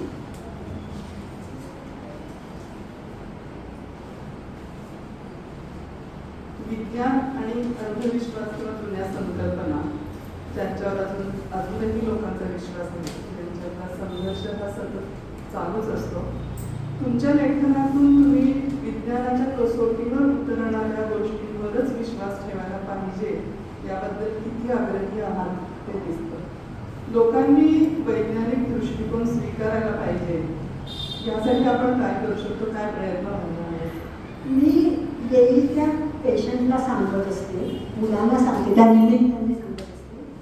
आणि आता लिहिल्यानंतर सुद्धा बालभारतीमध्ये जेव्हा मला धडा आला तेव्हा खूप शाळेतनं मला बोलावलं होतं तुम्ही अगदी कुणालाही मी कधी नाही म्हणते तुम्ही याल का पण मी एका पायावर तयार असायची मी जायची मुलांशी बोलायची कॉलेजमध्ये आताही मला खूप माझ्या म्हणलं की 2-4 सुपाऱ्या येतातच त्यामुळे मी आम्ही प्रत्येक ठिकाणी मी सांगते पण मला हे फार महत्त्वाचं आहे. परंतु आता मी माझा अनुभव सांगते मी सगळं हे अभ्यास केल्यानंतर मला कळलं की विज्ञान हे किती वैज्ञानिक दृष्टिकोन किती महत्त्वाचं आहे की आपण जेव्हा पेशंटच्या बाबतीत त्यांच्या झालेले दुष्परिणाम अयोग्य गोष्टी बघतो तेव्हा आपल्याला जास्त पटत जातं. पण जेव्हा मी लहान होते ना तेव्हा आय वॉज कन्फ्युज मला काही कळत नव्हतं आणि काय आहे का नाही देव आहे का नाही नमस्काराचा कधी कधी जेव्हा खूप माझ्यावरती सगळ्या बाजूनी संकट असे काही काळ आयुष्यात मी जात असतो प्रत्येकाच्या तर त्यावेळेला मला सुद्धा आपण नमस्काराला लहान होते तेव्हा नमस्काराला अशी इच्छा मी केली हे मी कबूल करते कारण काही माहीतच नव्हतं तेव्हा. आणि दुसरी गोष्ट मला जेव्हा मी अभ्यास केल्यानंतर लक्षात आलं की श्रद्धा ही एक अतिशय स्ट्रॉंग भावना आहे माणसाची खूप स्ट्रॉंग भावना आहे आणि ती आपल्याला जगण्याला आवश्यक आहे. बिन श्रद्धेचा आपण नाही राहू शकणार फक्त श्रद्धेऐवजी आपण विश्वास ठेवावा की जो आपल्याला पुरावा मिळाला त्याच्या विरुद्ध तर आपण ती मनातून काढू शकतो आणि ती अंधश्रद्धेकडे जाऊ नये एवढा तरी प्रयत्न करावा. पण त्यासाठी 2 गोष्टी आहेत. एक तर मनाशी आपल्या खूप ताकद पाहिजे म्हणजे अश्रद्ध राहण्यासाठी आपलं मन खूप स्ट्रॉंग पाहिजे. वीक असेल मन तर आपण अश्रद्ध नाही राहू शकत ही पहिली गोष्ट. आणि दुसरी गोष्ट काय आहे की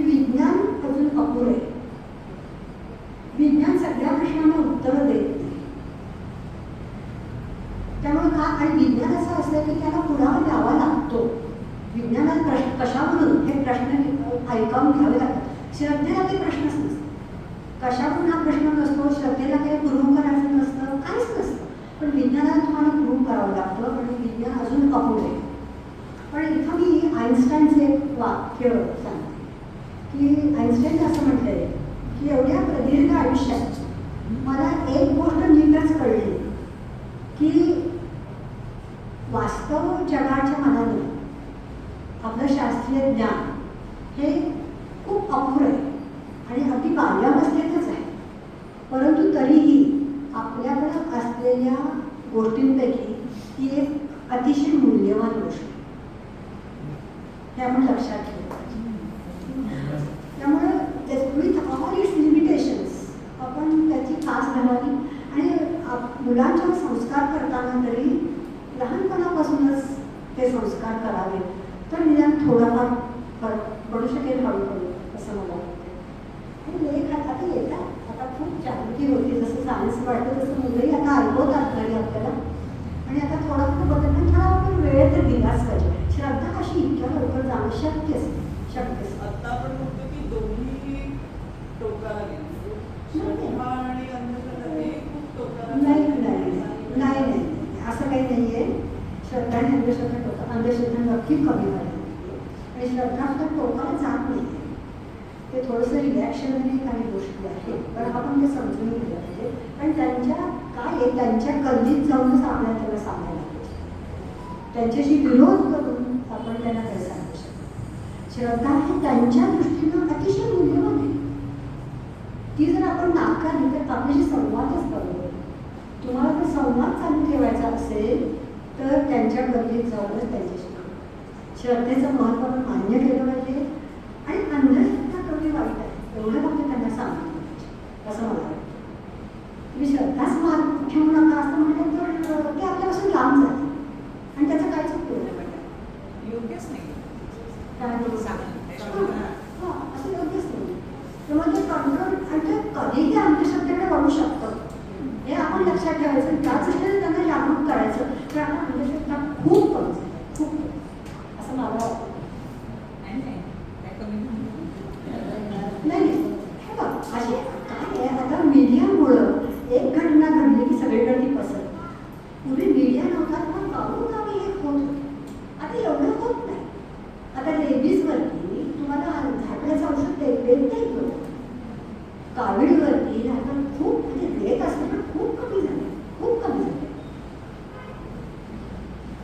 तुम्ही सायन्स रिलेटेड आता सध्या वाचता तर कुठल्या लेखकांचं जास्त आता समजलं थिंकिंग स्लो अँड फास्ट अतिशय त्याच्यात तरी करावं असं मला खूप वाटलं पण ते फार मोठं काम आहे पण मला आता ते झेपेल असं वाटत नाही. आणि कॉन्शियसनेस करतो स्टीवन किंग हराले हे सगळे वाचते म्हणजे आता लक्षात राहत नाही. आता माझी मेमरी जरा कमी झाली. पूर्वी कसं वाचलं की थेट डोक्याचं असं त्याचा खूप फायदा व्हायचा पण आता एवढी मेमरी राहिली नाही. तर आता मी ललित वाचन माझं फारसं होते मराठी पण फारसं होते थोडंफार वाचते नाही असं नाही पण इंग्रजीमध्ये आणि थोडंसं सायन्स डिटेल्स कॉन्शियसनेसनं जास्त असते फिलॉसॉफीचं थोडंफार असतं.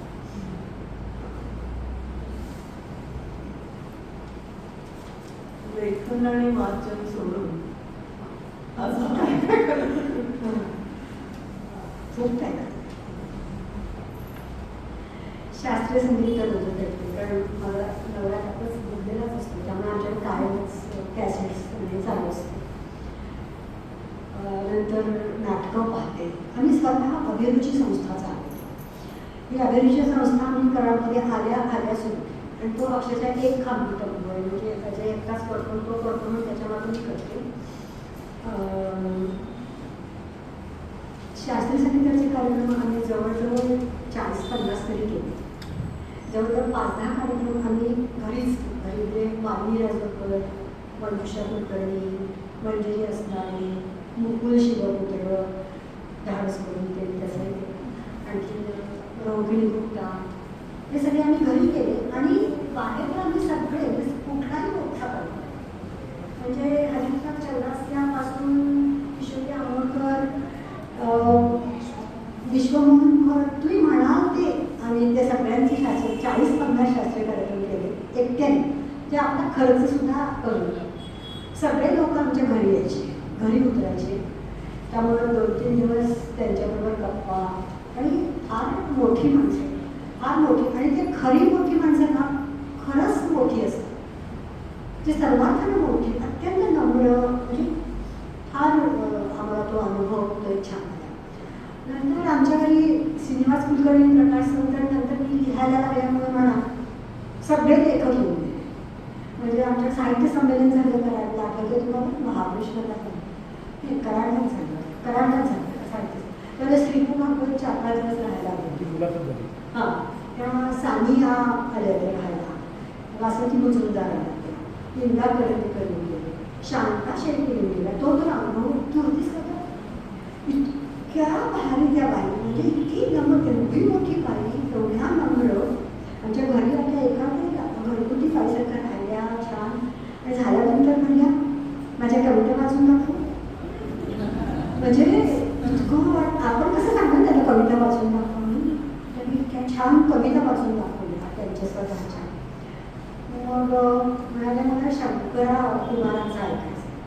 तर जेव्हा तो होता शंकरा, तो त्याला शंकर ऐकवला, तो शास्त्रसंगीतावर चर्चा, विदुषी ती बाई. आणि त्यांचा परिसर स्पर्शानं आमच्यात खूप बदल झाला, खूप बदल झाला. म्हणजे ते इतके मोठे संस्कार झाले आमच्याकडे.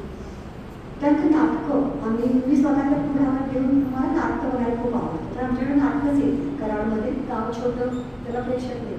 मग आम्ही स्वतः लोकांना गोळा करून वर्षातून 6 व्यावसायिक नाटकं आणायची, ती दाखवायची. अशी जवळ 40 नाटकं दाखवली.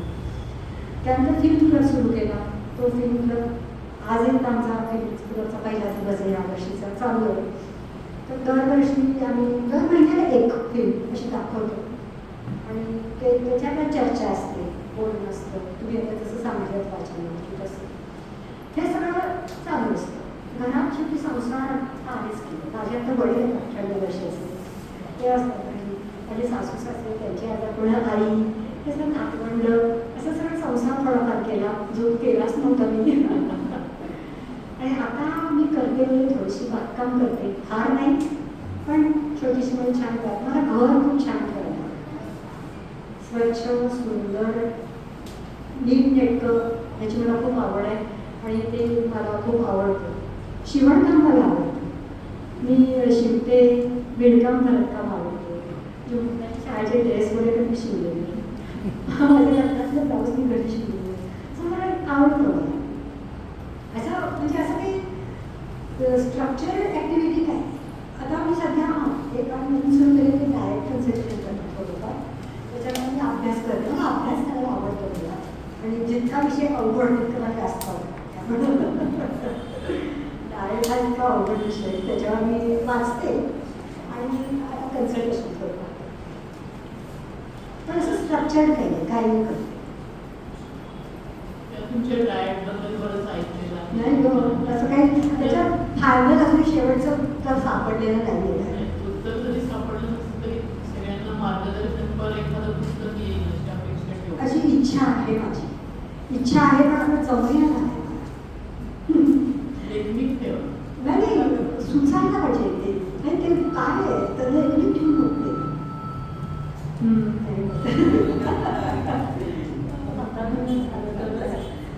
काय बघू झालं तर होईल सुद्धा. पण त्याच्यावर मी फायनल उत्तराधिका कसं झालं की विज्ञान कसं स्पष्ट सांगता शंका नाही, तो काही सिद्धांत म्हणून राहिलेला नाही, इट इज प्रूव्ह. पण मला लिहायला मला काही वाटलं नाही. आत्ता गायबद्दल लिहायचं म्हणजे आपल्याला त्याची खात्री पाहिजे ना, त्याशिवाय कसं लिहिणार आपण ना. पण त्याच्याविषयी सायंटिफिक तरी द्यावं निदान, अशी माझी इच्छा आहे. हो काय जमलं तर लिहीन सुद्धा. तुम्हाला ते गोप जन्मांतरीचं नाव सुचलं कसं? खरं तर ते काय मला आवडलेलं पण नाही आहे नाव, पण काय तर नावच सुचेल. म्हणजे सायन्स उत्क्रांती म्हटलं की लोक लांब जाणार, त्या लोकांना थोडंसं आकर्षण पण पाहिजे असं वाटतं. आणि गोप म्हणजे DNA गोप, आणि आपण वरती आहोत पण जीन्स अमर्त्य आहे, त्यामध्ये जन्मांतरित आहे असं ते. पण मला आता वाटतं की जरा वेगळं नाव आहे. पण नवीन पुस्तक लिहा म्हणजे या उत्क्रांतीच्या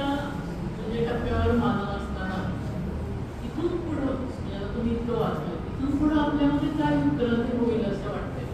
आता- मी असं वाचलंय हो, हो. त्याच्याकडे. पण आणि हे आता नवीन- माणसापासून दुसरा प्राणी होणार नाही याचं एक महत्त्वाचं कारण म्हणजे भौगोलिक उत्क्रांती व्हायला एक गोष्ट अत्यंत महत्त्वाची लागते की भौगोलिकदृष्ट्या ते प्राणी 2 विभागात विभागून लांब गेले पाहिजेत एकमेकांच्या आणि त्यांच्यात पुनरुत्पादन व्हायला नाही पाहिजे. हे याला आपल्यात शक्य नाही. त्यामुळे आपल्यात आत्ता ती उत्क्रांती होईल असं वाटत नाही. 2 ग्रह वेगळे म्हणजे असतील. artificial 2 ग्रह वेगळे असू शकतील.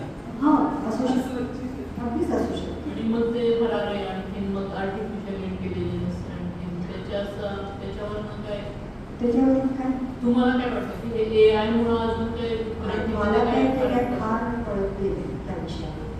ग्रेट आहे ते पण ते असं आवाज आहे त्याच्याविषयी अजून आपल्याला काही म्हणजे AI मुळे आपल्याला नवीन काहीतरी उत्क्रांतीबद्दल समजू शकेल का? समजू शकेल. आपल्याला खूप कळायचं आहे ना, खूप कळायचं. ते उत्क्रांती हा सिद्धांत म्हणून काही कळायचं राहिलेलं नाही. नाही. पण ते जीन्सचं पुढं काय करता येईल असं खूप आहे ना पुढं अजून खूप आहे. म्हणजे मेडिकलच्या क्षेत्रात आहे, शेतीच्या क्षेत्रात आहे, अजून कितीतरी क्षेत्रामध्ये जीन्स कायदा सुव्यवस्था या क्षेत्रात आहे. त्यामुळे त्याच्यावरती जे अजून काय काय निघेल. आता बघा ना तुम्ही DNA टेस्टिंग इतकं सोपं झाल्यामुळे कायद्यामध्ये किती फरक पडला आहे आता. खूप फरक पडला आहे. किंवा बियाणामध्ये आपल्याला चांगली मिळायला लागली किंवा आता कुपोषण वगैरे आपलं नाहीसं झालं.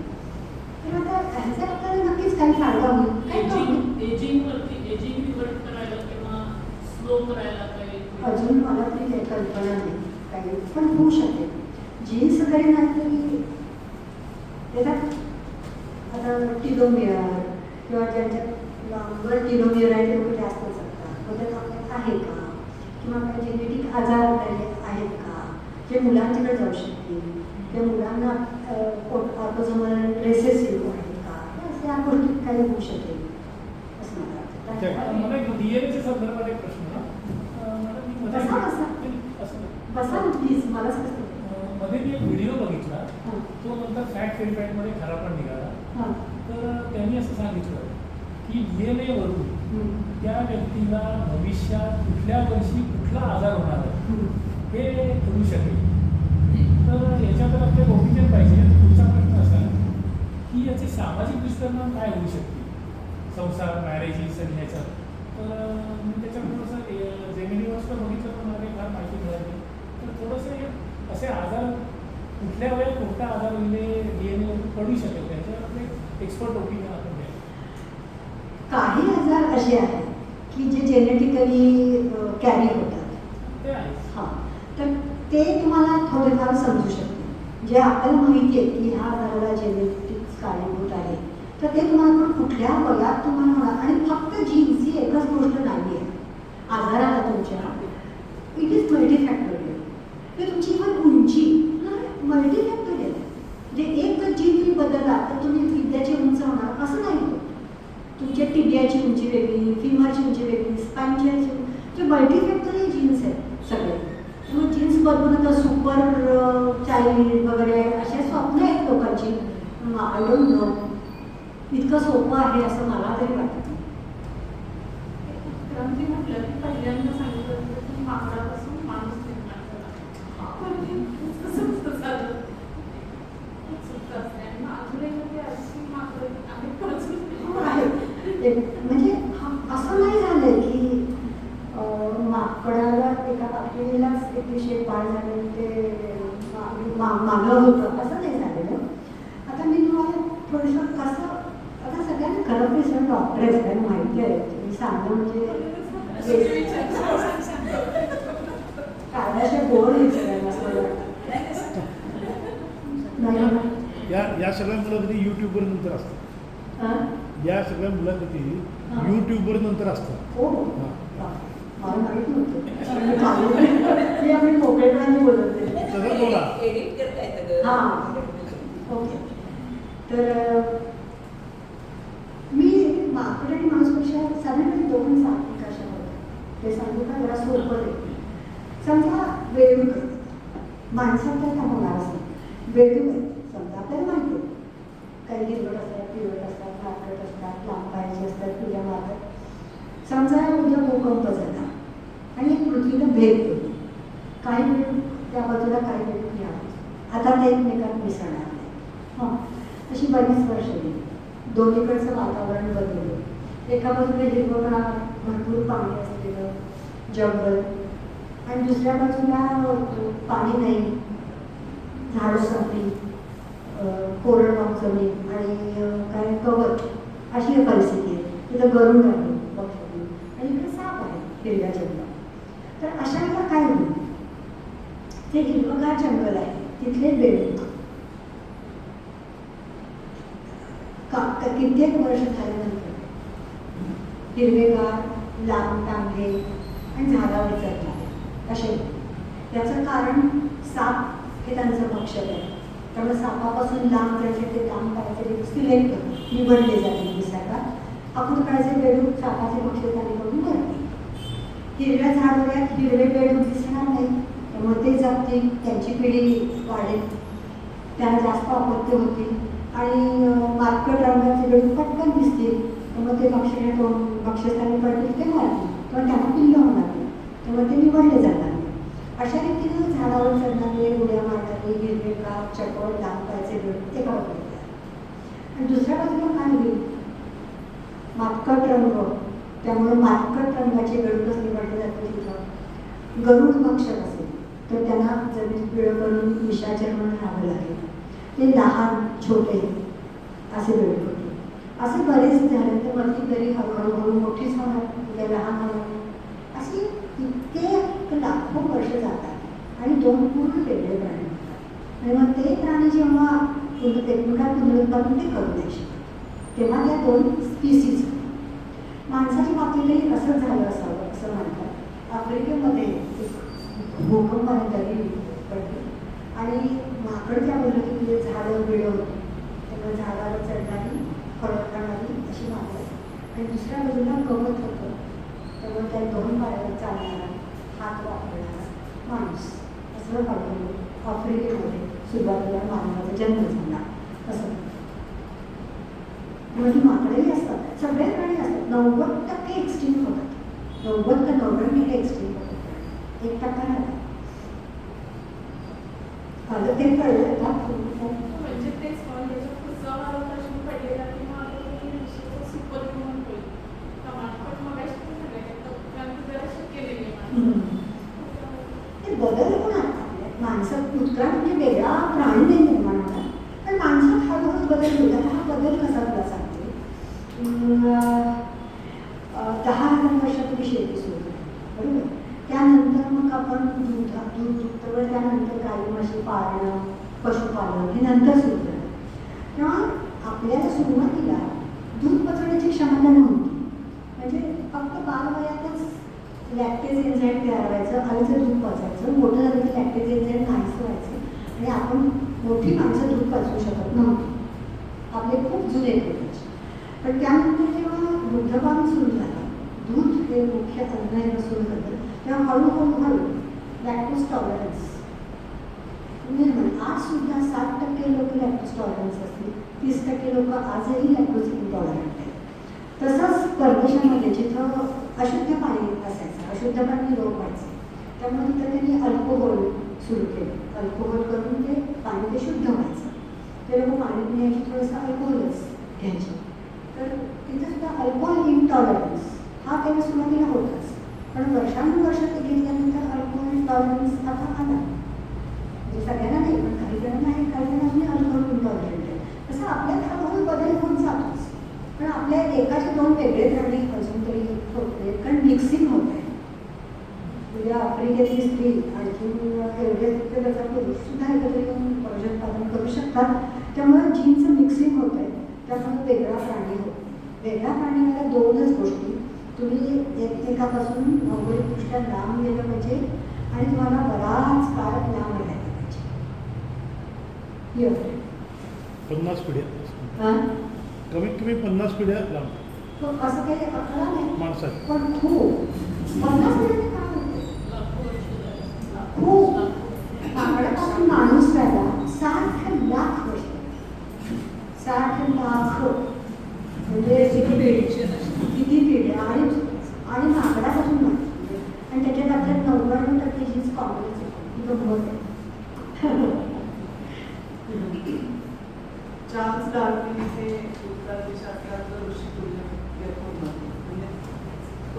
आश्चर्यजनक आहे असं आपण म्हणतो. तर त्याच्या ओरिजिन ऑफ स्पीशीज या प्रबंधाबद्दल आणि त्या प्रबंधाच्या प्रकाशनाबद्दल तुम्ही अतिशय रोचक माहिती कोकमध्ये सांगितली. तुम्ही थोडीशी सांगा.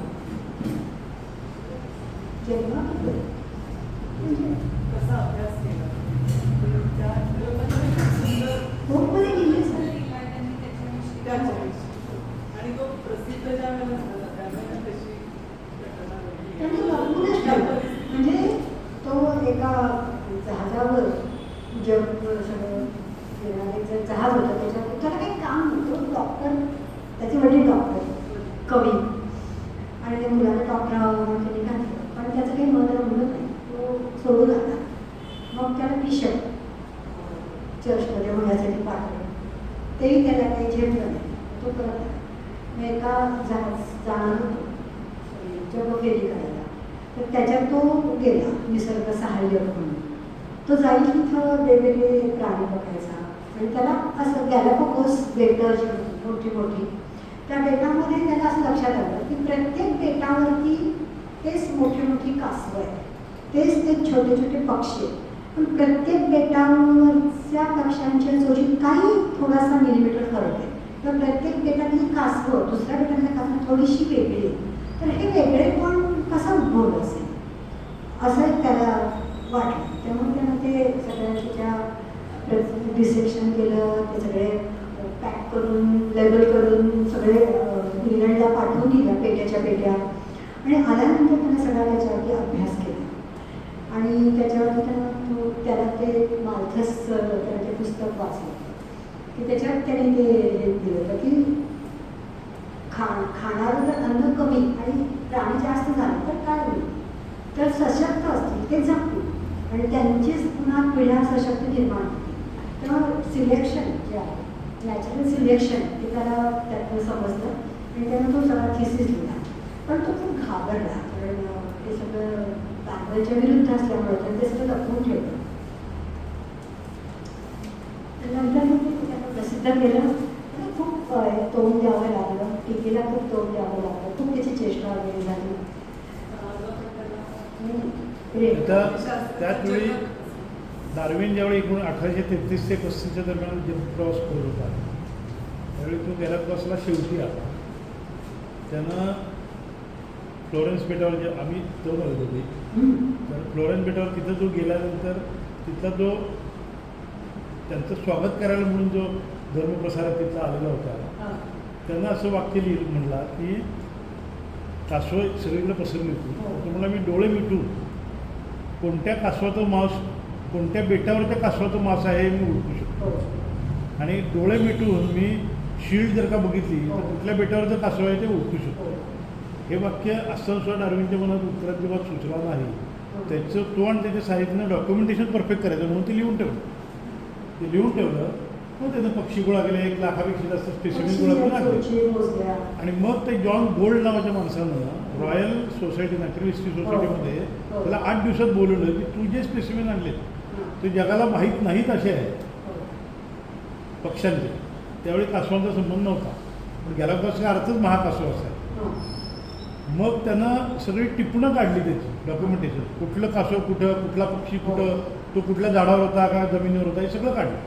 आणि मग त्याला लक्षात आलं की ह्यांच्या चोचीमध्ये यांच्या कासवाच्या पाठीमध्ये कासवाच्या मानेमध्ये जे काही फरक आले याचा अर्थ कुठेतरी ही आहार आणि विहाराच्या ह्याच्यामध्ये कुठेतरी बदल झाले की ती जात नवीन येते. आणि त्यानंतर सुद्धा त्यानं 1000 पण लिहून ठेवली प्रकाशित केली नाही. ज्या वेळेला 1850 साली वॅलेसनं त्याच्याकडे ग्रंथ दिला त्याची ऑब्झर्वेशन असतो त्यावेळी तो म्हणला अरे मी लिहिलेलं 15 वर्षापूर्वी तेच यानं लिहिलेलं आहे आणि त्याला परीक्षा म्हणून पाठवलं. मग दोन्ही ग्रंथ त्यांना रॉयल हिस्ट्री सोसायटी पाठवले. ती प्रामाणिकपणे त्याची चिकित्सा केली आणि 15 वर्षापूर्वी दोघांचे सिद्धांत एक असा तरी 15 वर्षापूर्वी डार्विनचा सिद्धांत हा पहिला आहे असं त्यांनी जाहीर केलं. आणि त्यात सुद्धा माकडापासून माणूस उल्लेख नाही. नॅचरल सिलेक्शन हा उल्लेख आहे पण माकडापासून माणूस त्यांना 1890 साली गेला नंतर त्याच्यात केलं. तोपर्यंत बायबल खूपच बदल होते. पहिली त्यांची थेरी जी डार्विनची होती त्यात बरेच नंतर बदल होत होत होते. आणि बायबलचे विरोधक वाढायला लागले. हो. बायबलचे जेव्हापर्यंत हे होते समर्थक भरपूर होते त्यावेळी डार्विनचं डेअरिंगच नव्हतं करायचं. हां, होतंच. आणि त्यात परत आता आता युद्ध म्हणलं होणारच. त्यानंतर परत डार्विनचा सिद्धांत निओ डार्विझम निओ हे असे करत करत 3 वेळा तो मॉडिफाय झाला. हो. मी ते लिहिलंय सगळं, सविस्तर गोष्ट लिहिली आहे त्याची कशी कशी झाली आहे.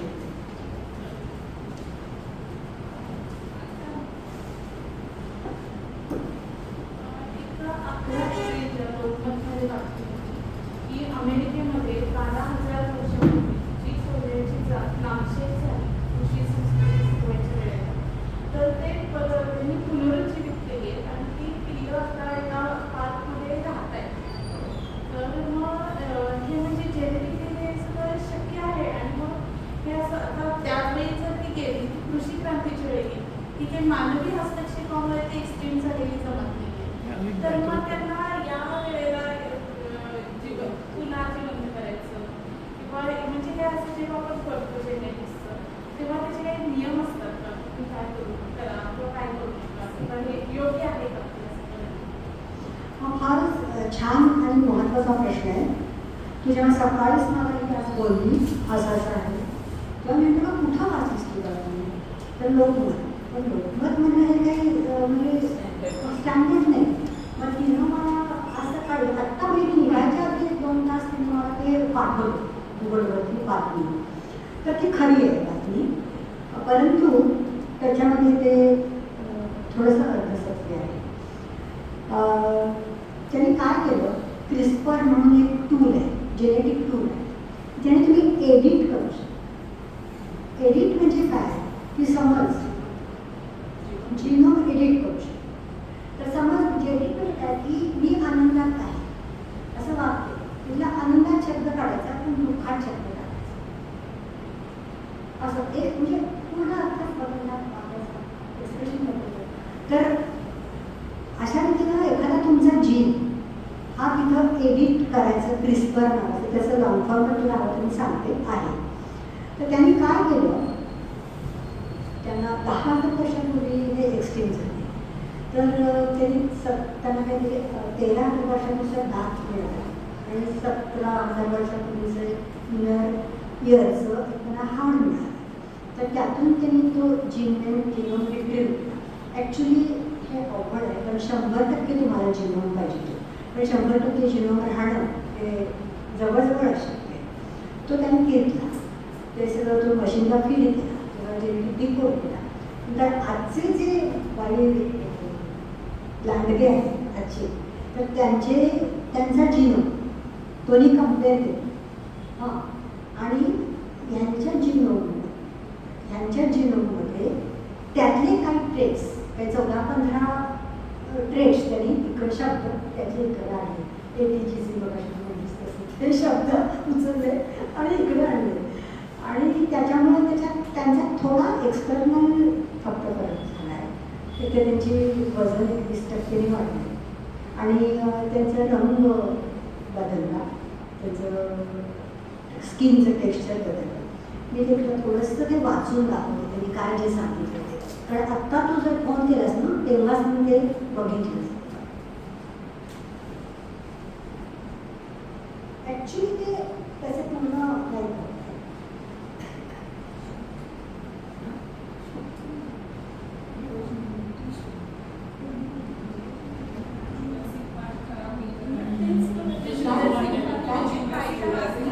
एक्झॅक्टली पण तसं होणार नाही. एकतर काय की तसं तुम्हाला सगळं नाही आहे म्हणजे आज तरी आणते.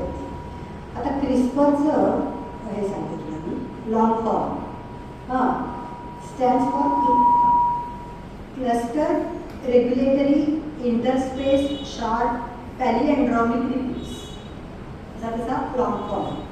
पण त्यांनी सगळं केलं ते तुला आपण सांगितलं ते तयार केलं. अजून ते म्हणजे बाहेर पुढं दाखवलेली नाही होते, कंट्रोल एन्व्हायरमेंटमध्ये त्याने ठेवले. The process involve sequencing ancient डायगोल्ड DNA from fossils in identifying key genetic differences. Scientists then use CRISPR technology, a tool to modify 14 genes in gray wolf cells, introducing 20 specific traits associated with dire wolves. The edited cells were used to create embryos which were implanted into surrogate dogs, resulting in the birth of 3 puppies.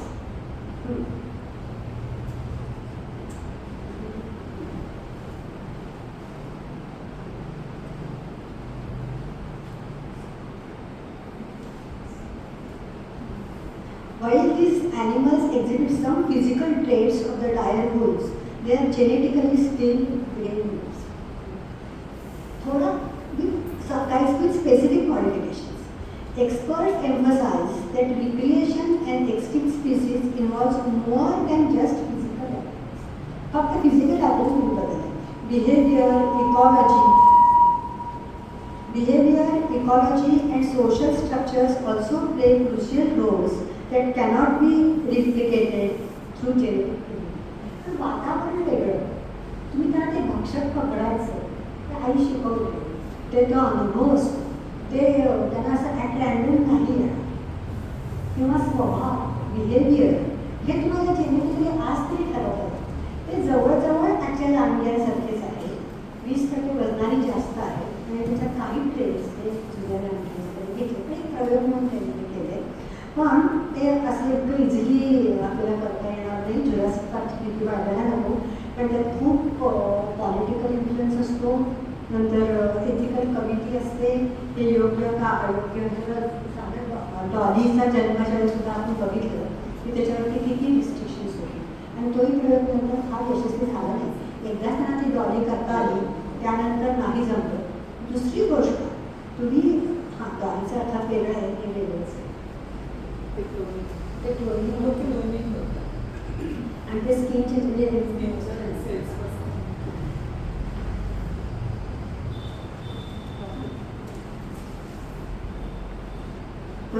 तुम्हाला सांगितलंच, मग मी त्याच्यावर जरा शिरले आणि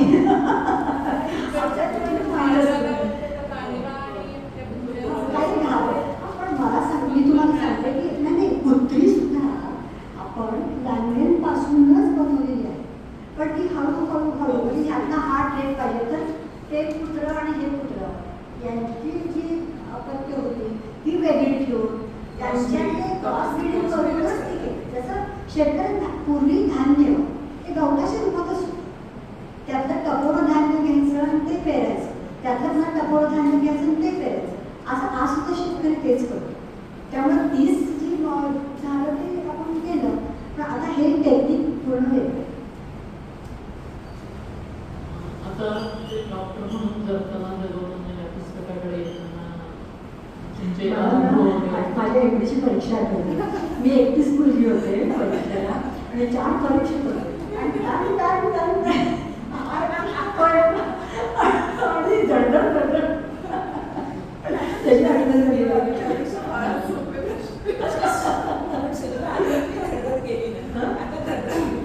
आठवण नाही, कारण ते एकदम विषय बदल आणि मला हे होतं. तर आता इतकी छान प्रॅक्टिस केली आणि त्या विषयावर लिहिणार असं तुम्हाला का वाटतं? मी गुंतवत असते पेशंटमध्ये आणि हा सगळा माझा जर्नी विदिनच आहे. सगळं जेव्हा रिटायर झाले तेव्हा हळूहळूच कमवलं. आपण सगळं आठवतोच ना पहिल्यापासूनचं, ते आठवत गेलं आणि पेशंटबरोबर एक नातं निर्माण झालं. आजही मी बाहेर पडले तर 2-3 तरी मला पेशंटच्या आई किंवा माझे पेशंट किंवा डॉक्टर झाले त्यांचे ते भेटतातच आणि ते सगळं वाटलं की लिहावं.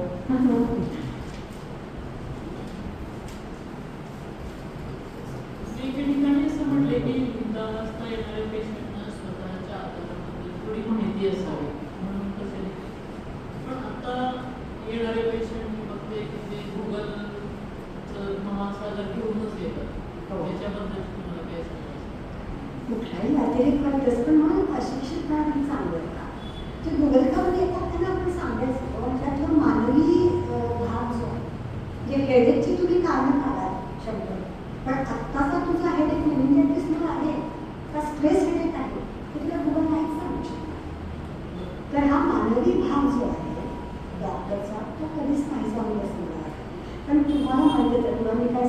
पेशंट आत आला की आपल्याला कळतंच की साधारण त्याचे चालीवरनं त्याच्या रडण्यावरनं आपल्याला कळतं साधारणपणे काय होतं ते.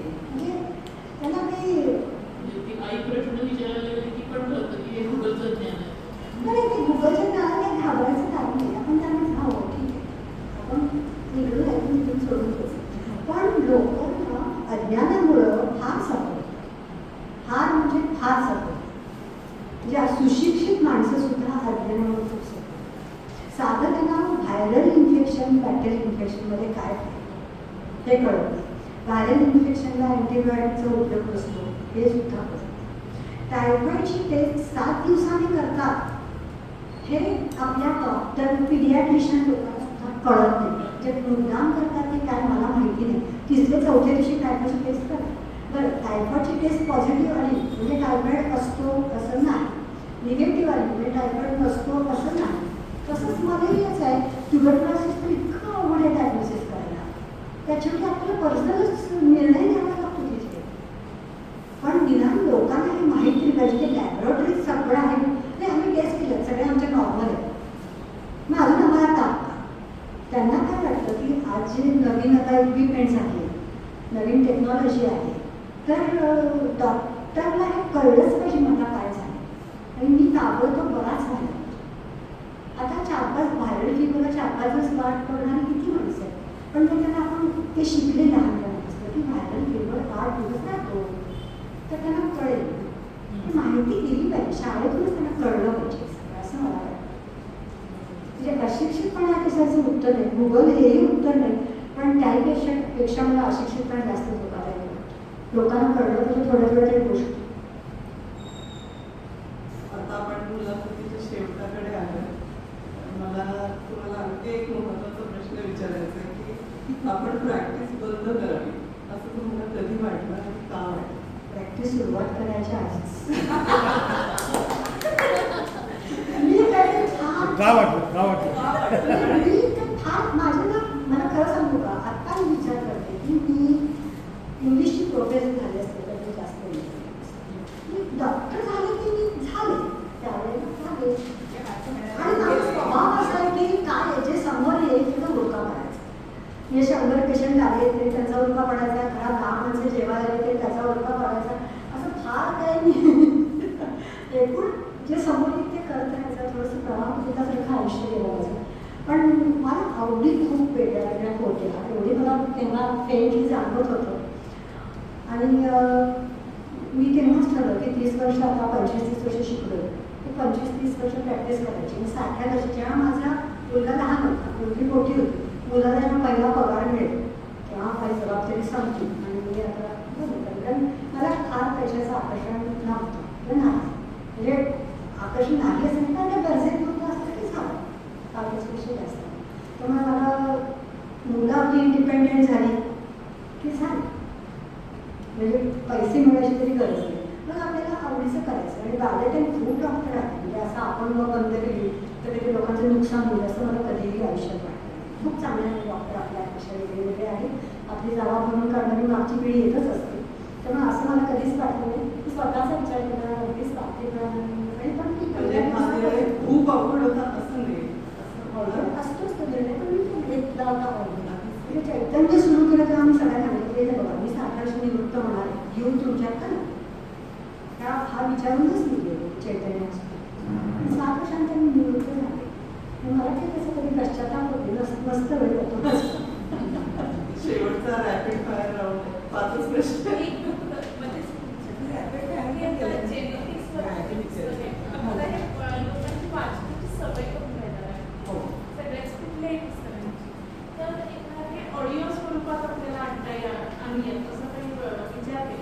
हो मला तशा समोरून सुद्धा लोकांचं आलं की आम्ही काढतो तुमचं पुस्तक करण्याचं. पण त्याच्यात लिहिलं की आधी प्रकाशकाची परवानगी पाहिजे. माझी परवानगी होती. मी वाघापणाला फोन केला तर ते म्हणजे आम्हीच काढणार आहोत सगळं. ते थोडक्यात तुम्ही काढू नका. त्यांचा खप पण करू नका माहिती नाही. म्हणजे अजून त्यांनीही काढलेलं नाही आणि कोणीच काढले पण नाही झालं.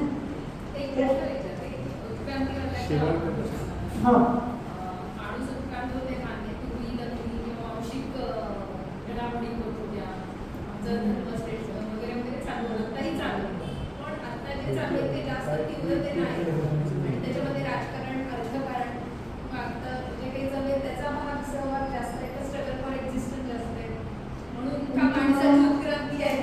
नाही, मी काय म्हणू का, युद्धापेक्षा धर्मयुद्धाकडे खूप तुम्हाला आत्ता वाटते जास्त आहे, अजिबात जास्त नाही. म्हणजे गॉड डिल्युजन नावाचं डॉकिन्सचं पुस्तक आहे, खूप मोठं पुस्तक. इतके भयानक अत्याचार झाले धर्माच्या नावावर पूर्वी, आज काहीच नाही. काय आहे, आपण आत्ताचं आपलं समोर येणं आपल्याला वाटतंय, पण पूर्वीच्या काळी धर्मयुद्धांनी जेवढी माणसं मेली आहेत तेवढी दुसऱ्या कशानेच मेली नाही, कुठल्या आजाराने पण मेली नाही. आणि हे माझा जोपर्यंत श्रद्धा आहे मनामध्ये तोपर्यंत हे चालणार आहे थोडंसं. पण हे हळूहळू कमी होईल असं मला स्वतःला वाटतं. लोक तसे शहाणे होतील, सायन्स वाढेल, सोशल हे टेक्नॉलॉजी वाढेल किंवा कायदा सुव्यवस्था जागतिक लेवलवर सुद्धा काही नियम येतील किंवा हळूहळू हे कमी होईल असं मला वाटतं. किंवा जर्मनी आणि आपल्या अमेरिकेनं सुरू केलं आहे ना, आमच्याकडे आमचे लोक जास्त राहू देत, बाकीचे कमी राहू देत, अशा पण त्यांच्याकडे चूक ते म्हणतात की इलिगल नको, पण हे काहीच चूक नाही. त्यांचा देश आहे, लिगली त्यांना काही बंधन नाही, तुम्ही लिगली जाऊ शकता. इलिगली तुमचं चोरून आला तर कुणाला आवडेल, मला पण नाही आवडणार माझ्या देशात इलिगली.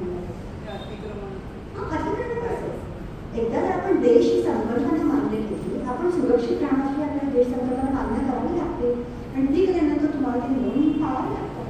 त्यात काही चुकीचं आहे असं मला वाटत नाही.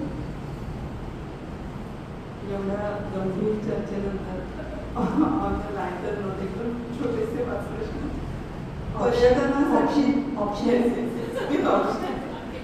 पर्यटनासाठी भारत का परदेश? तुम्हाला दोन्ही. आम्ही असं ठरवलं की वर्षात एक तरी ट्रिप भारतात काढायचं, आणि महाराष्ट्र आमचा खूप बघून जायचं आहे. एक तरी ट्रिप भारतात काढायची, आधी परदेशात. ऑस्ट्रिया का पॅरिस? तुम्हाला काय आवडलं? हां हां, सुंदर. डॉक्टर सुलभा की लेखिका सुलभा? मला फक्त सुलभा. वाचक सगळे सर्वसमावेशक. पण किती आपण पैलू असतात ना व्यक्तिमत्वाला, एक थोडी असतं. डॉक्टर म्हणून जगताना की गोफ म्हणून? गोफ म्हणजे जीव, आयुष्यात तुकडा आहे हृदयाचा. पण ते खूप त्याच्यात मी कष्ट सोडा ते त्यांनी मला खूप आनंद पण दिला. 5 वर्ष मी सतत त्या डोक्यात होतो, वाचून सतत सुधारणा. प्रसन्ननिष्ठ खूप त्याच्यात वाचून आणि त्या सुधारणा सांगितल्या.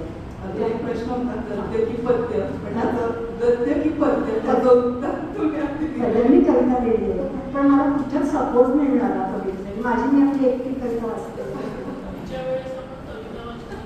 हां, आय विल कम शुअर. ऐकायला तरी नक्की येईल.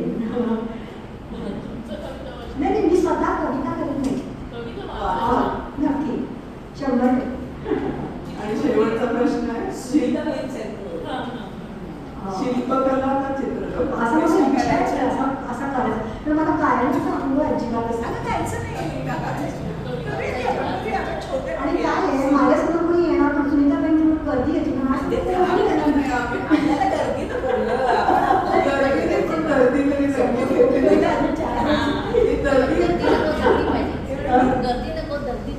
हो, पण 4 तरी पाहिजे. माझी तेवढं आता आम्ही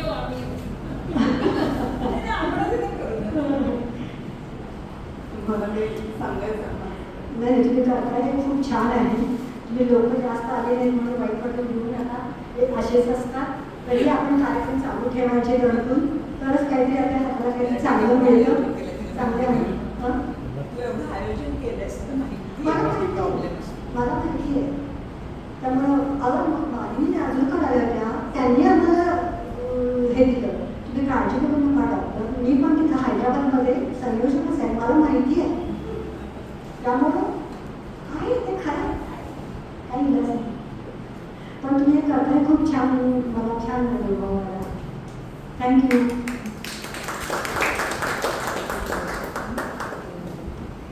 प्रेक्षक आले होते किंवा श्रोते आले स्वागत आहे. ते सुरुवातीपासून शेवटपर्यंत थांबलेले आहेत आणि तुमचं जे पूर्ण बोलणं होतं आणि मुलाखतकारांनी पण खूप छान सुचवलं आणि व्यक्त बुद्धीला तुम्हाला आणि त्यांचाही अभ्यास दिसत होता या सगळ्या कार्यक्रमामध्ये. सगळी पुस्तकं वाचली होती. त्यांनी काही पुस्तकं विक्रीसाठी पण आणलेली आहेत.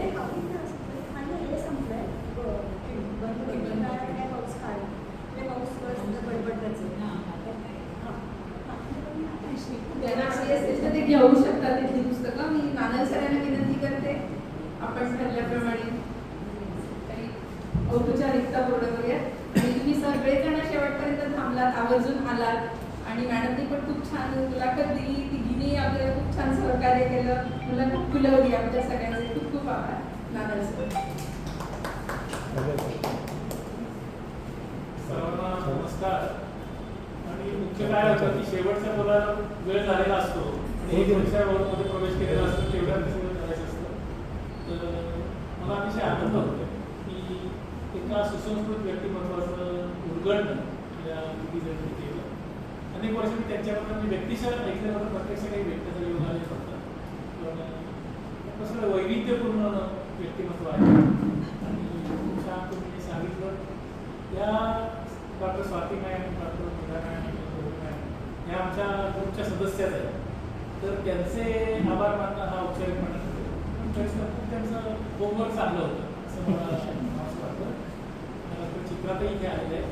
आणि 2च मिनिटं मी थोडंसं आरोग्यविषयक म्हणजे ते विस्तृत विचार मांडण्याचा प्रयत्न करतो. पण आपण आलाय, आपण इथे आलेला आहे. मला असं एक वाटलं होतं की आज थोडेसे देशाच्या आरोग्यविषयक धोरणाबद्दल काही प्रश्न उपस्थित होते मुलाखत करणाऱ्या. आज वेळ कमी पडला, पण मला स्वतःला वैयक्तिक सर्वसामान्य लोकांच्या आरोग्याबद्दल थोडंसं कन्सर्न आणि मला सांगावं वाटतं की आपल्या सगळ्यांना मला आठवणे आहे की 40 वर्षापूर्वी मला त्या हालटच्या डेव्हिडबरोबरचं वेळवेगळी पुस्तक सापडलं आणि मग त्याच्यावरनं मी परळीमधल्या एका लहान गावामध्ये आरोग्य केंद्र चालवायचं. पारंगी असायचे, काही असायचे, पारंगी धरते आणि त्याच्यानं खूप मला हे झालं. आणि दुसरं मला एक मोकळेपणाने सांगावं असं वाटतं की आजचा मध्यमवर्ग एक तर तो स्वतः व्यक्तीच्या औषधाकडे जगतोय आणि दुसरं आरोग्यविषयक सरकारच्या धोरणाबद्दल नुसत्या कॉमेंट्स करतात, पण आपल्याला त्याच्यामध्ये से आहे. मी स्वतः हे अनुभवलेलं आहे.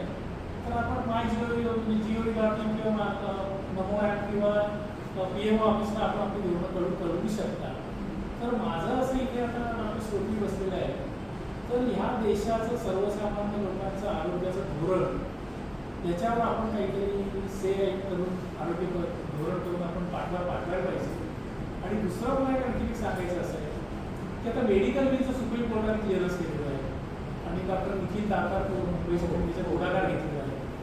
तर त्याचं माझ्याकडे ड्राफ्ट मेडिकल बिलचं सुद्धा आहे, उपलब्ध आहे. लिव्हिंग विल्स आहे ना? निखिल दातार पण लिव्हिंग विल्स आहेत. म्हणजे मेडिकल बिल म्हणजे कुठल्याही औषधोपचाराबद्दलच्या आता आपण सूचना देतो. तर ह्या इथल्या सगळ्या वैद्यकीय व्यवसायांबद्दल आदर व्यक्त करून मला असं सांगावं वाटतं की समाजात ही कल्पना रुजवणं आवश्यक आहे. माझे मित्र अतश्री पाण्याच्या अतश्रीमध्ये राहणारे विवेक ठाकूर देसाई त्यांचा देखील सरांशी संपर्क असतो आणि 1.5 वर्षापूर्वी थोडंसं ते क्लिअर नव्हतं. तर माझा मॅडम प्रसन्न सरांशी एका बैठकीत भेट झाली. त्यांनी मला सांगितलं होतं की आपण मेडिकल बिलबद्दल जागृती करूया. आता सगळं झालेलं आहे. तर मला असं वाटतं की हे आपण समाजापर्यंत पोचूया की आपलं आम्ही पुस्तक हा ओपिनियन ग्रुप आहे. म्हणजे आता लोक जाणवायला लागले. म्हणजे नेहमी एका नगरवासातले कार्यक्रम म्हणाले की आता कार्यक्रम साताराचे करताना पुस्तक प्रवेशचा कार्यक्रम आहे की नाही ते आधी बघायला लागले. तर थोडासा आपण ओपिनियन मेकर म्हणून त्याच्यामध्ये पुढाकार घेऊया. आपण सर्वांनी सहकार्य करावं. समजा आम्ही पुस्तक प्रवेशाच्या धोरणात ते नाही बसलं तर वैयक्तिक मला रस आहे की सर्व लोकांपर्यंत या मेडिकल बिलबद्दल माहिती झाली. आणि ते आता पहिलं मेडिकल बिल डॉक्टर निखिल दातारांनी मुंबई महापालिकेच्या आयुक्त गगराज साहेबांच्या समोर रजिस्टर केलं आणि इथे आपल्याला सातारा करायचं असेल तर बापट साहेबांना जायला लागेल आणि त्यांना सूचना आलेल्या आहेत. तर हे असं आपण करूया. कारण आपण पुन्हा आपण यावं इथे आणि आपल्याशी संपर्क ठेवावा. म्हणजे तुमच्या येस आणि मला चित्रात येण्याचा मला विशेष आनंद आहे. माझी मैत्रीण आहे. होय होय होय. आणि माझी तर आरोग्यविषयक एक चांगला प्रकारे उपक्रम धोरणात्मक से करूया असं मला वाटतं. तुमच्या येण्याने आम्ही समृद्ध झालेलो आहोत. कृतज्ञता व्यक्त करतो. आणि सर्व मला म्हणजे आयोजक म्हणून, कारण माझं इकडे नाव टाकलेलं म्हणून मी, तर मला आमची दिलगिरी व्यक्त करतो की पुण्यात उपस्थिती कमी पडली. फोटो हा माझा कोणी नव्हते जुना दिसतं त्यामुळे मला वाटलं की पण काल परवा विजय हल्दीकर आले होते, तर त्यांनी सुद्धा एक खंत व्यक्त केली की काल मी माझ्या बातमीत टाकलेली आहे की धर्माच्या बद्दल हे मी काही म्हणत नाही, पण धार्मिक पुस्तकांचा खप वाढला आहे असे त्यांनी खंत व्यक्त केली. त्याला काय करणार, पण आमचं असं आहे की शो मस्ट गो ऑन. करणारा कार्यक्रम, पुढचे 2 कार्यक्रम साधारण स्वाती मॅडमबद्दल मला म्हटलं पाहिजे, योजक असे कत्र दुर्लभ आहात, तर त्यांचे कमिटमेंट करतो. आणि मे महिन्यात सांगलीचे रेडिओलॉजिस्ट डॉक्टर सतीश रोत्रेचे मित्र नाटेकर सर हे असं भेटीला साहित्यिक गप्पा आणि परत जूनमध्ये कराडच्या डॉक्टर सविता मोहिते म्हणजे श्याम बेंगलवरचं पुस्तक लिहिलं आहे, त्या जूनमध्ये त्यांनी संमती दिलेली आहे. त्याचे 2 कार्यक्रम आपले पुढचे कार्यक्रम.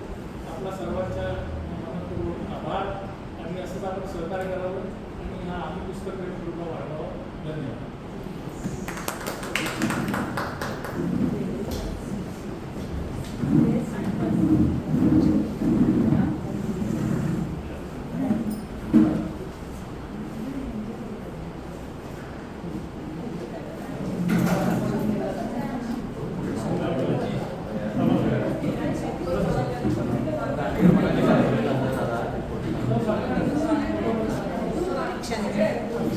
आपल्या सगळ्यांनी